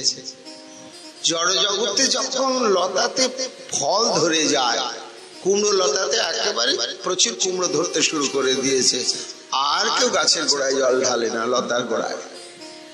আম গাছে যেই আম ধরে পাকতে শুরু করলো, কি আর আম গাছের গোড়ায় জল দিতে যাবে, আর দেয় না। কিন্তু লতার ফুল ফল পেকে যখন আপনি বোটা খুলে খুলে গাছ পাকা ফল পড়ছে, মালির কাছে আস্বাদন করছে, কিন্তু জল সিঞ্চনটা বন্ধ হচ্ছে না, করা যায় না। একটা অদ্ভুত সংবাদ, জগতে একমাত্র ভক্তি অঙ্গ সাধন ব্যতি রেখে যত প্রকারের সাধন আছে সিদ্ধি লাভ করার পরে সবই বন্ধ হয়ে যায়, আর সেগুলো কেউ করে না, করার কোনো প্রয়োজনই থাকে না। কিন্তু এই ভক্তি অঙ্গ যাজনের এমন বৈশিষ্ট্য যে সিদ্ধি লাভ করলেও এই অঙ্গ যাজন আরো আন্তরিক ভাবে বেড়েই যায়। কেন না, আগে শ্রবণ কীর্তন করছিল, নিতান্ত সাধনাঙ্গ রূপে ভক্তি লাভ করবার উদ্দেশ্যে। কিন্তু যখন সে প্রেম ভক্তি ফল আস্বাদন করলো তখন ওই শ্রবণ কীর্তনের মধ্যেও প্রেম, এত আস্বাদনের নেশাগ্রস্ত হয়ে গেল যে শ্রবণ কীর্তন জল ঢালাটা আর কিছুতেই সে বাদ দিয়ে থাকতেই পারে না। পারে কি? কখনো পারা যায় না, প্রমাণ নেই। আমাদের গৌড়ীয় বৈষ্ণব জগতে কোনো প্রাক চৈতন্য যুগে প্রমাণ নেই যে প্রেম ভক্তি প্রাপ্ত হওয়ার সাধক গভীর গুহায় গিয়ে আত্মসমাধিস্থ হয়েছে। না, শ্রবণ কীর্তনে মাতাল। কেন? একটা রস, সাধন ভক্তির রস, ভাব ভক্তির রস, প্রেম ভক্তির রস, সবই রস। এই জন্য আরম্ভেই বলে দিয়েছেন মহাপ্রভু ভক্তি রসের লক্ষণ। শুধু ভক্তি বললেন না, রস বললেন। মানে কি? শ্রবণ কীর্তন সবই রস, আস্বাদ্য রস। সাধক দশায় শ্রবণ কীর্তন, সিদ্ধ দশায় শ্রবণ কীর্তন। এখানেও শ্রবণ কীর্তন, সিদ্ধ দেহ প্রাপ্ত হয়ে নিত্যধামে গেলেও সেখানেও শ্রবণ কীর্তন, বাদ নেই। এই জন্য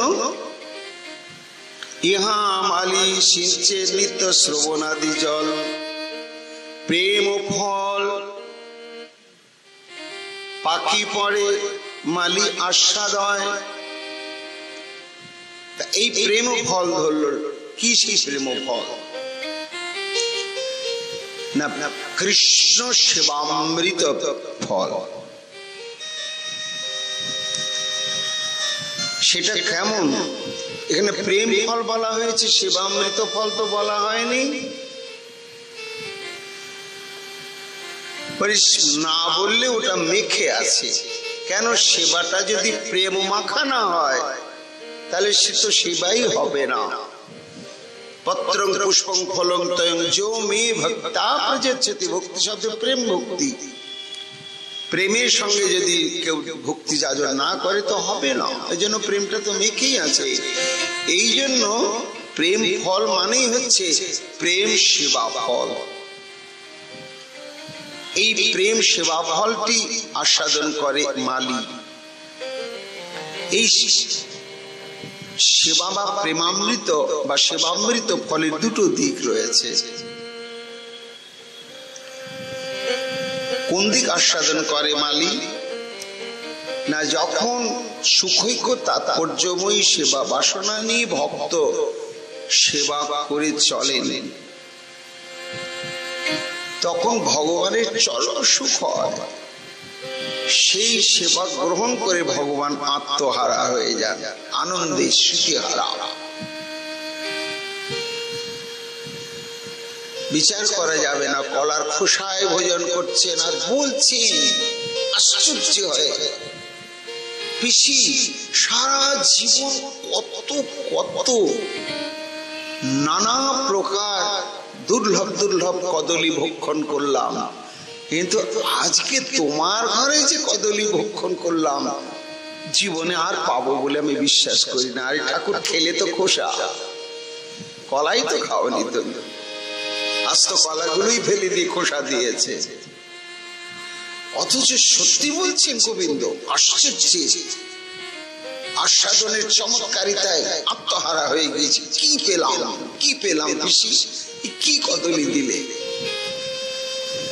তার মানে কলাও নয়, খোসাও নয়, প্রেম। এই যে কদলীর খোসাটি ভোজনে যে আত্মহারা আনন্দ, এটি যখন ভক্ত অনুভব করে তখন আনন্দের বন্যায় তার বুকটা একেবারে প্লাবিত হয়ে যায়। সুখ পেয়েছে তুমি, তোমার এত আনন্দ হচ্ছে, একটু তোমাকে আমি আনন্দ দিতে পারলাম না। সেবা গ্রহণ করে ভগবানের এই উপচে পড়া আত্মহারা আনন্দ দর্শনে সেবক ভক্তের বুকখানা ভরে যায়। এটি সেবামৃত আস্বাদন। শুধু সেবা করতে পেরেছি বলেই নয়, সেবা, তোমাকে সেবা করিয়ে তোমাকে যে আনন্দ সুখ দিতে পেরেছি, এটি অনুভব করেই বিভোর হয়ে যায় প্রেম সেবা সাধক। মহাপ্রভু বলছেন এই সিঞ্চন কাজটি চলতেই থাকে, কিন্তু রূপ বর্ণনা তোমাকে যত সহজ ভাবে করছি, বাস্তবে কিন্তু অত সহজ নয়। কেন প্রভু? না, তুমি জল সিঞ্চন করছো সবই, কিন্তু যদি সংরক্ষণ প্রচেষ্টা না থাকে তাহলেই কিন্তু বিপদ। সেটা আবার কেমন প্রভু? যদি বৈষ্ণবে অপরাধ ওঠে হাতি মাতা, উপাড়ে বা ছিনলে তার শুকি যায় পাতা। যদি শক্ত বেড়া না দেয়া যায়, তা জানো তো যেখানে এই লতার চাষ হয় সেসব এলাকাতেই জঙ্গলি হাতি খেপে গিয়ে ওই সব জায়গায় চলে আসে। এমনি হাতি তো বলবান জন্তু, তার সঙ্গে পারা মুশকিল। কি বড় বড় মাটির দেয়াল অনায়াসে একেবারে ভেঙে দিয়ে ঘরের মধ্যে চাল টাল যা তাকে হরিবোল করে দেয় নিজের দেখা। আর সেটা খেপা হাতি যদি হয় তাহলে তো কি তার গায়ে শক্তি। তা জানো সাধারণ ছাগল গরু তো হলো একটা ভয়ঙ্কর বিপদের সম্ভাবনা। সেটি হচ্ছে কখনো কখনো খেপা হাতি চলে আসে,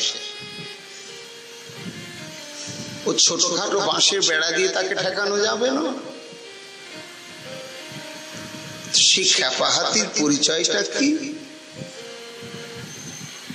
যদি বৈষ্ণব অপরাধ ওঠে হাতি মাতা, মাতা শব্দে প্রমত্ত, এই বৈষ্ণব অপরাধকে প্রমত্ত হস্তির সঙ্গে তুলনা করলেন মহাপ্রভু। মাতাল হাতি দিক বিদিক জ্ঞান শূন্য থাকে না এবং তার বিবেক বলে কিছু থাকে না। ডট করে একেবারে সুর দিয়ে ধরে পেটের উপরে পা তুলে হরিবোল করে দিচ্ছে, একটু দয়া মায়া দেখায় না। কিন্তু হাতি যখন প্রকৃতিস্থ থাকে তখন কিন্তু তার বিচার বোধ আছে, মারে না। খেপা হাতি প্রমত্ত হাতির সেটা জ্ঞান থাকে না। তা সেই হাতিটির স্বরূপটি কি হচ্ছে? বৈষ্ণব অপরাধ। সাধু সাবধান, বৈষ্ণবের স্থানে যদি হয় ক্ষুদ্র অপরাধ, মহা মহা ভজনেতে পড়ে যায় বা এইখানে তো ডুবে যাচ্ছে, শেষ হয়ে যাচ্ছে। জ্ঞাত অজ্ঞাত সারে প্রতিদিনই বৈষ্ণব নিন্দা করছে। অপরাধ বলে কাকে? পাপ আর অপরাধের মধ্যে পার্থক্য রয়েছে। বেদ বিগলিত কর্মকে বলা হয় পাপ। বেদ আমাদের একটা সীমানা নির্ধারণ করে দিয়েছে কর্তব্য আর অকর্তব্যের। যেমন মিথ্যে কথা বলা পাপ, সীমানা করে দিয়েছে। আমি যদি মিথ্যে বলি ওটার সঙ্গে সঙ্গে পাপ হবেই, তার কর্মফল ভোগ করতেই হবে।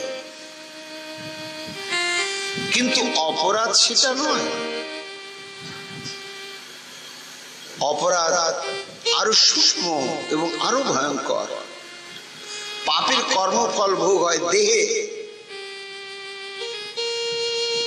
পাপ করলো, একটা শুকর জনিতে জন্ম হলো, তখন কষ্ট পাচ্ছে শুকরের দেহটা, কিংবা নরকে গিয়ে তাকে নরক যন্ত্রণা ভোগ করাচ্ছে, ভোগ করছে দেহটা। কিন্তু পাপের কর্মফল ভোগ হয় যেমন দেহে, আর অপরাধের কর্মফল ভোগ হয় আত্মাতে।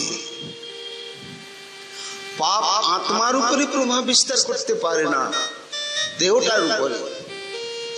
কিন্তু অপরাধ দেহের প্রতি তার কোনো কিছু নাই, আত্মাকেই সে প্রভাবান্বিত করে দেয়।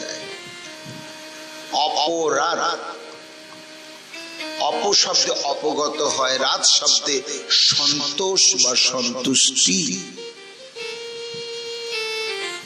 নাম অপরাধ মানে নামের প্রতি যে সন্তুষ্টি সেটি অপগত হয়, যেসব ঘটনাকে কেন্দ্র করে সেগুলোকে বলা হয় নাম অপরাধ। তেমনি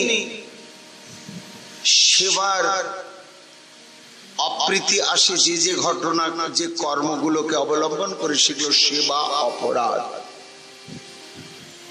তেমনি যে সমস্ত কর্ম বা ঘটনার অবলম্বনে বৈষ্ণবের সন্তুষ্টি আমার প্রতি হারিয়ে যায় সেটা হলো বৈষ্ণব অপরাধ।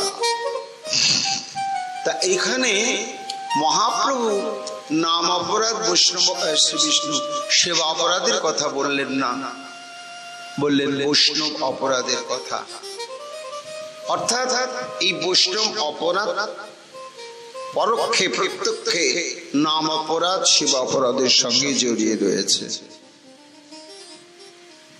10 প্রকার নাম অপরাধের মধ্যে দেখুন প্রথমেই রয়েছে সাধুর নিন্দা। সাধুর নিন্দাটা এমন একদিকে নাম অপরাধ আর একদিকে বৈষ্ণব অপরাধ। আর একটি হচ্ছে গুরু অবজ্ঞা। গুরু তো মহৎ তত্ত্ব, বৈষ্ণব তত্ত্ব এবং সাধু তত্ত্ব, তাকে অবজ্ঞা করলে যেমন নামের কাছে অপরাধ হলো, ওটা কিন্তু বৈষ্ণব অপরাধের মধ্যেও গণ্য হয়ে গেল। যেহেতু আমার গুরুদেব পরম ভাগবত, তিনি বৈষ্ণব, এই জন্য এই বৈষ্ণব অপরাধকে গুরুত্ব দেওয়া হয়েছে। ভজন সাধনের ক্ষেত্রে আমরা নাম সেবা অপরাধ সম্বন্ধে যতটা সচেতন হব, হতে তো হবেই, নিশ্চিত হতে হবে, কিন্তু তার চাইতে ভয়ঙ্কর ভাবে সচেতন হতে হবে বৈষ্ণব অপরাধ থেকে। বোঝা যায় না যে বৈষ্ণব অপরাধ আমরা কিভাবে করে ফেলছি, হাসতে হাসতে আর বুঝতেই পারছি না। তা দীর্ঘদিন ছোট ছোট বৈষ্ণব অপরাধ জমতে জমতে বড় বড় বৈষ্ণব অপরাধের কারণ সৃষ্টি হয়, শুকিয়ে যায়, সব শেষ হয়ে যায়। কত দেখলাম ভয় হয় যে এখনো তো কতদিন থাকবো শরীরে কে জানে, কখন পদচ্যুতি ঘটবে বলা যাবে না। কত কত এগিয়ে যাওয়া জীবনকে দেখলাম আবার কোথায় অন্ধকারে হারিয়ে গেল। তাই মহাপ্রভু বলছেন, শোনো, যদি বৈষ্ণব অপরাধ উঠে হাতি মাতা কি হয়, গাছটাকে লতাটাকে উপড়ে দেয়, উপাড়ে ছিঁড়লে তার শুকিয়ে যায় পাতা, ছিঁড়ে উপড়ে সব শেষ করে দেয়, তার অস্তিত্বই রাখে না। এত বড় বৈষ্ণব অপরাধ বস্তুতি। শাস্ত্র বলছে, হন্তি নিন্দন্তি বৈদেষ্টি বৈষ্ণবান্নাভিনন্দতি ক্রুদ্ধতে জাতিন হর্ষং দর্শনে পতনানি ষট। 6 প্রকার বৈষ্ণব অপরাধ। হন্তি, কোন বৈষ্ণবকে প্রহার করলাম, এমন কিছু নিকৃষ্ট কর্ম করলো, হিসাব মেলাতে পারলাম না, তাকে প্রহার করলাম, পুলিশে দিয়ে দিলাম, ভণ্ড কোথাকার, ওকে সাধু বলে পুজো করবো না কেন? এই নিকৃষ্ট কর্ম যা মানুষে করতে পারে না করলো, কারণ লোকটা আসলেই তো বদমাস, সাধুর ভেদ ধরে রয়েছে। ওকে যদি শাস্তি না দেওয়া যায়, ওই দৃষ্টান্তের লোক আরো ভণ্ডামি করতে শুরু করবে। আমি একবার মনে হচ্ছে কত ন্যায় আচার, কিন্তু শাস্ত্র কি বলছে? শাস্ত্র দূরে ভগবান নিজেই বলছেন, অপিচিত সুদূরাচার ভজতে মামনন্য ভাগ সাধুরেব সমন্তব্য সম্যক ব্যবহৃত। অর্জুন, শোনো, আমার ভক্ত সদাচারী কদাচারী 2 রকমই আছে। দুরাচারী ভক্ত কারা? তারা হয়তো কোনো স্বার্থ সিদ্ধির উদ্দেশ্যে সাধুর বেশ ধারণ করে ভজন করছে, উদ্দেশ্য তার অন্য, কিন্তু আমাকে ভজন করছে, ভজন শব্দের সেবা করছে। কি সেবা? সব থেকে বড় সেবা নাম সেবা, নামটা করছে। তো চুরিও করছে, হরিও বলছে। তুমি বলো এটা চুরি করবার তাকে সাধু বলবো? বলে না না না না। কেন না? অসৎ প্রবৃত্তি আগন্তুক, আত্মাতে সেটা নেই। কিন্তু আত্মা নিত্য শুদ্ধ বুদ্ধ, ওটা আগন্তুক এসেছে। কেন এসেছে? আমার কর্মফলের জন্য। আমার কর্মফলে তাকে ডেকে নিয়ে চলে এসেছে। তা যে আগন্তুক সে চিরদিন থাকে না। থাকে কি? বাড়িতে কোনো আগন্তুক এসেছে, সে কিছুদিন থাকে, তারপরে তো চলেই যাবে। তা তেমনি আত্মাতে যে অসৎ প্রবৃত্তি প্রবণতা এসে গেল, এটা আগন্তুক কর্মফলের জন্য এসেছে। ওটা তুমি বড় দেখবে না। হরিটা বলছে এটা তার স্বরূপগত ধর্ম।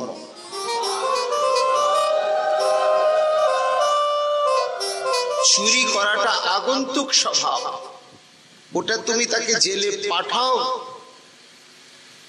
কিংবা তাকে নিকৃষ্টতম শাস্তি দাও, তাতে কিছু যায় আসে না। ওটা একদিন চলে যাবেই যাবে। ক্ষিপ্রম ভবতি ধর্মাত্মা শান্তি গচ্ছতি, তাড়াতাড়ি চলে যাবে। যেহেতু হরি বলছে, তো হরি বলাটা যদি বাদ না দেয়, তাহলে চুরি করার মনোবৃত্তি হরি তাকে তাড়িয়ে দেবে। এই জন্য সাধুরেব সমন্তব্য, তাকে একমাত্র সাধুই ভাববে। বড় কঠিন, কিছুতেই পারা যায় না, এটা পারাই যায় না। সাধুদের সঙ্গে আমরা জাগতিক বন্ধু বান্ধব আত্মীয় স্বজনের মতো মিশে যাই, প্রাচীরটা রাখি না যে উনি সাধু আর আমি একজন আলাদা। এইভাবে প্রাকৃত বুদ্ধিতে মেশাটা আরো বেশি সর্বনাশ করে দেয়। পরবর্তীতেই তখন তাদের সমালোচনায় মুখর হয়ে যায় আমরা। তা এই জন্য হন্তি নিন্দন্তি, নিন্দা প্রহার করলাম না, নিন্দা করছে বলে করেছে তো বললে অপরাধ। কিন্তু শাস্ত্র বলছে কি দেখুন, যে নিন্দিত কর্ম করে আর যে পরিমাণ পাপ হয়, আর সেই নিন্দিত কর্মের জন্য সেই ব্যক্তিকে যারা বিনা কারণে নিন্দা করে, তার দ্বিগুণ পাপ তাদের হয়। এগুলো কে বুঝবে? আমরা বুঝতে পারি না, গায়ের জোরে বুদ্ধির জোরে দৌড়গুলো শাস্ত্র বলেছে। কিন্তু এই যে শুধু সাধু কেন, জীব মাত্রেরই নিন্দা করা উচিত নয়, বন্দনাও করা উচিত নয়, নিন্দা করা উচিত নয়। বন্দনা করলে নিন্দা করার অপেক্ষা থেকে যায়, নিন্দা করলে বন্দনার অপেক্ষায় থাকে কিচ্ছুই নয়। কার বন্দনা করব? একমাত্র বন্দনীয় হচ্ছেন ইড্ড আমার গোবিন্দ। মহাপুরুষ সাধুর বন্দনা কি? সাধুত্ব তো ভগবত কৃপায়, আসল বন্দনীয় তো তিনি। এই জন্য সব থেকে নিরপেক্ষ থাকা পারা যায় না, কিন্তু চেষ্টা করতে হবে। নিন্দা, তারপরে বলা হচ্ছে হন্তি নিন্দন্তি বই দেশটি, দেশ পোষণ করা, বিদ্বেষ ও দেখলে কাজ হয়ে যায়। নিন্দা করি না, সরাসরি তাকে আঘাত দিয়ে কথাও বলি না, ভেতরে ভেতরে সহ্য করতে পারি না, চলে যায়। এইটা একটা অপরাধ হয়ে যায়। তারপরে নাভিনন্দতি, কোন বৈষ্ণব দেখলাম তাকে অভিনন্দন করলাম না, দেখার সঙ্গে সঙ্গে জয় রাধে রাধেশ্যাম, জয় হোক জয় হোক, হ্যাঁ প্রভু কি মহারাজ ভজন কুশল তো, সুভাগমন হচ্ছে কোথার থেকে, এই যে উৎফুল্লিত হওয়া যদি না হয় এটা অপরাধ, বৈষ্ণব অপরাধ। এই বৈষ্ণব অপরাধ মত্ত হাতি যদি ওঠে ভক্তিলতা শেষ হয়ে যাবে। আর শাস্ত্র বলছে যে ভজনানন্দী মহাত্মাগণের যখন স্ফূর্তি, এই লীলা স্মরণের স্ফূর্তিটি ছেদ পড়ে, তখন সে যে যন্ত্রণা বেদনা এটা ভাষায় বলা যাবে না। দৃষ্টান্ত দিয়েছেন কোন মহাধনী ব্যক্তির যদি অমূল্য মহাসম্পদ কোন ভয়ঙ্কর দস্যু বলপূর্বক নিয়ে সে তাকে একেবারে নিঃশেষ করে চলে যায়, তখন সর্বস্ব হারা হয়ে তার যে মনোবৃত্তি হয়, ধ্যানবর্জিত সাধুর মনের অবস্থা তাই। হাহাকার, একদিন দুদিন তিন দিন আর সহ্য করতে পারছেন না, তখন তিনি সমস্ত বৃন্দাবনের বৈষ্ণবদের আমন্ত্রণ জানিয়ে কারণ জিজ্ঞাসা করলেন। তখন সবাই বললেন যে ওই কোথাও না অজ্ঞাতসারে আপনার কোন বৈষ্ণব স্থানে অপরাধ হয়েছে, তো জানা তো যাচ্ছে না। সঙ্গে সঙ্গে চরণে পড়তাম, তাহলে উপায় কি? বলে আপনি একটি বৈষ্ণব সেবার আয়োজন করুন, সবাইকে আমন্ত্রণ করুন বিনীত ভাবে, নিজে গিয়ে যিনি আসবেন না বুঝতে হবে ওইখানে কিছু আছে। আমন্ত্রিত হলেন সমস্ত ব্রজবাসী বৈষ্ণব, ওই এলেন না খঞ্জ বৈষ্ণব। বলে এইরকম জঘন্য অপরাধ করে আবার বৈষ্ণব সেবা এলেন না। তখন সমাগত বৈষ্ণবগণ বললেন যে ওর কাছেই কোন অপরাধ হয়েছে। তো সঙ্গে সঙ্গে গোসাইজি তার কাছে গেলেন, কাঁদতে কাঁদতে সমস্ত ঘটনা বললেন। আপনি গেলেন না, কি যাবো, তুমি আমাকে দেখে এরকম হাসলে, জানা ধরা পড়ে গেল। কবে বলুন তো কি, বলুন তো কি? সমস্ত বিবরণ শুনে তখন তিনি স্মৃতির স্মরণী ধরে সেই দিনে সেইখানে পৌঁছে গোসাইজি জানলেন, ও লীলাতে আমি এই অদ্ভুত রাধা গোবিন্দের একটা লীলা দর্শন করে সেখানে আমি তো রাধা দাসী, আমি হেসেছিলাম, আর সেই হাসিটা আমার এই যথাবস্থিত দেহও প্রকাশ পেয়েছে। আর তাই উনি দর্শন করে ভেবেছেন যে তাকে দেখেই হেসেছি, ক্ষমা চাইলেন বারবার। তখন তিনি বললেন, যদি ইহাই সত্য ঘটনা হয়, আমিও রাধারানী চরণে প্রার্থনা করি আপনার চিত্তবৃত্তি অপরাধ মুক্ত হয়ে আবার সেই স্ফূর্তিতে প্রবেশ করুন। তা এই যে বৈষ্ণব অপরাধ যে কত বড় ভয়ঙ্কর বস্তু, সেটি মহাপ্রভু গুরুত্ব দিয়ে বোঝাচ্ছেন রূপ গোস্বামী পাদকে, যে লতাটাকে শুধু বুনলেই হলো না, জল ঢাললেই হলো না, বেড়া দিতে হবে। এখন প্রশ্ন হচ্ছে এই বৈষ্ণব চিনব কি করে? বৈষ্ণব তো চেনা বড় মুশকিল। কি কি লক্ষণে বৈষ্ণব চিনব, এটাও যদি আমরা একটুখানি না জেনে থাকি, তাহলে তো এই অপরাধ আমরা করতেই থাকবো। তা আমাদের জানা দরকার যে কাদেরকে আমরা মোটামুটি বৈষ্ণবের মধ্যে গণ্য করব, এবং সেই সমস্ত লক্ষণযুক্ত যারা, তাদের বিষয়ে আমরা সাবধান হব, এটা আমাদের জানতে হবে। তো এটা কোথায় জানবো, কে জানাবেন? ওই চৈতন্য মহাপ্রভু। এই বৈষ্ণবের কি কি লক্ষণ, কাদের বৈষ্ণব বলবো, এবং তাদের বিষয়ে অপরাধ সম্বন্ধে সচেতন হব, এই বিষয়ে আমরা বিকালবেলা আবার মহাপ্রভু এই বৈষ্ণবের পরিচয় দিতে গিয়ে যা যা বলেছেন সেটা আমরা শ্রবণ কীর্তন করব। এখনকার মতো আমাদের গৌর কথা এখানে বিশ্রাম লাভ করছে। নিতাই গৌর হরি বল, নিতাই গৌর।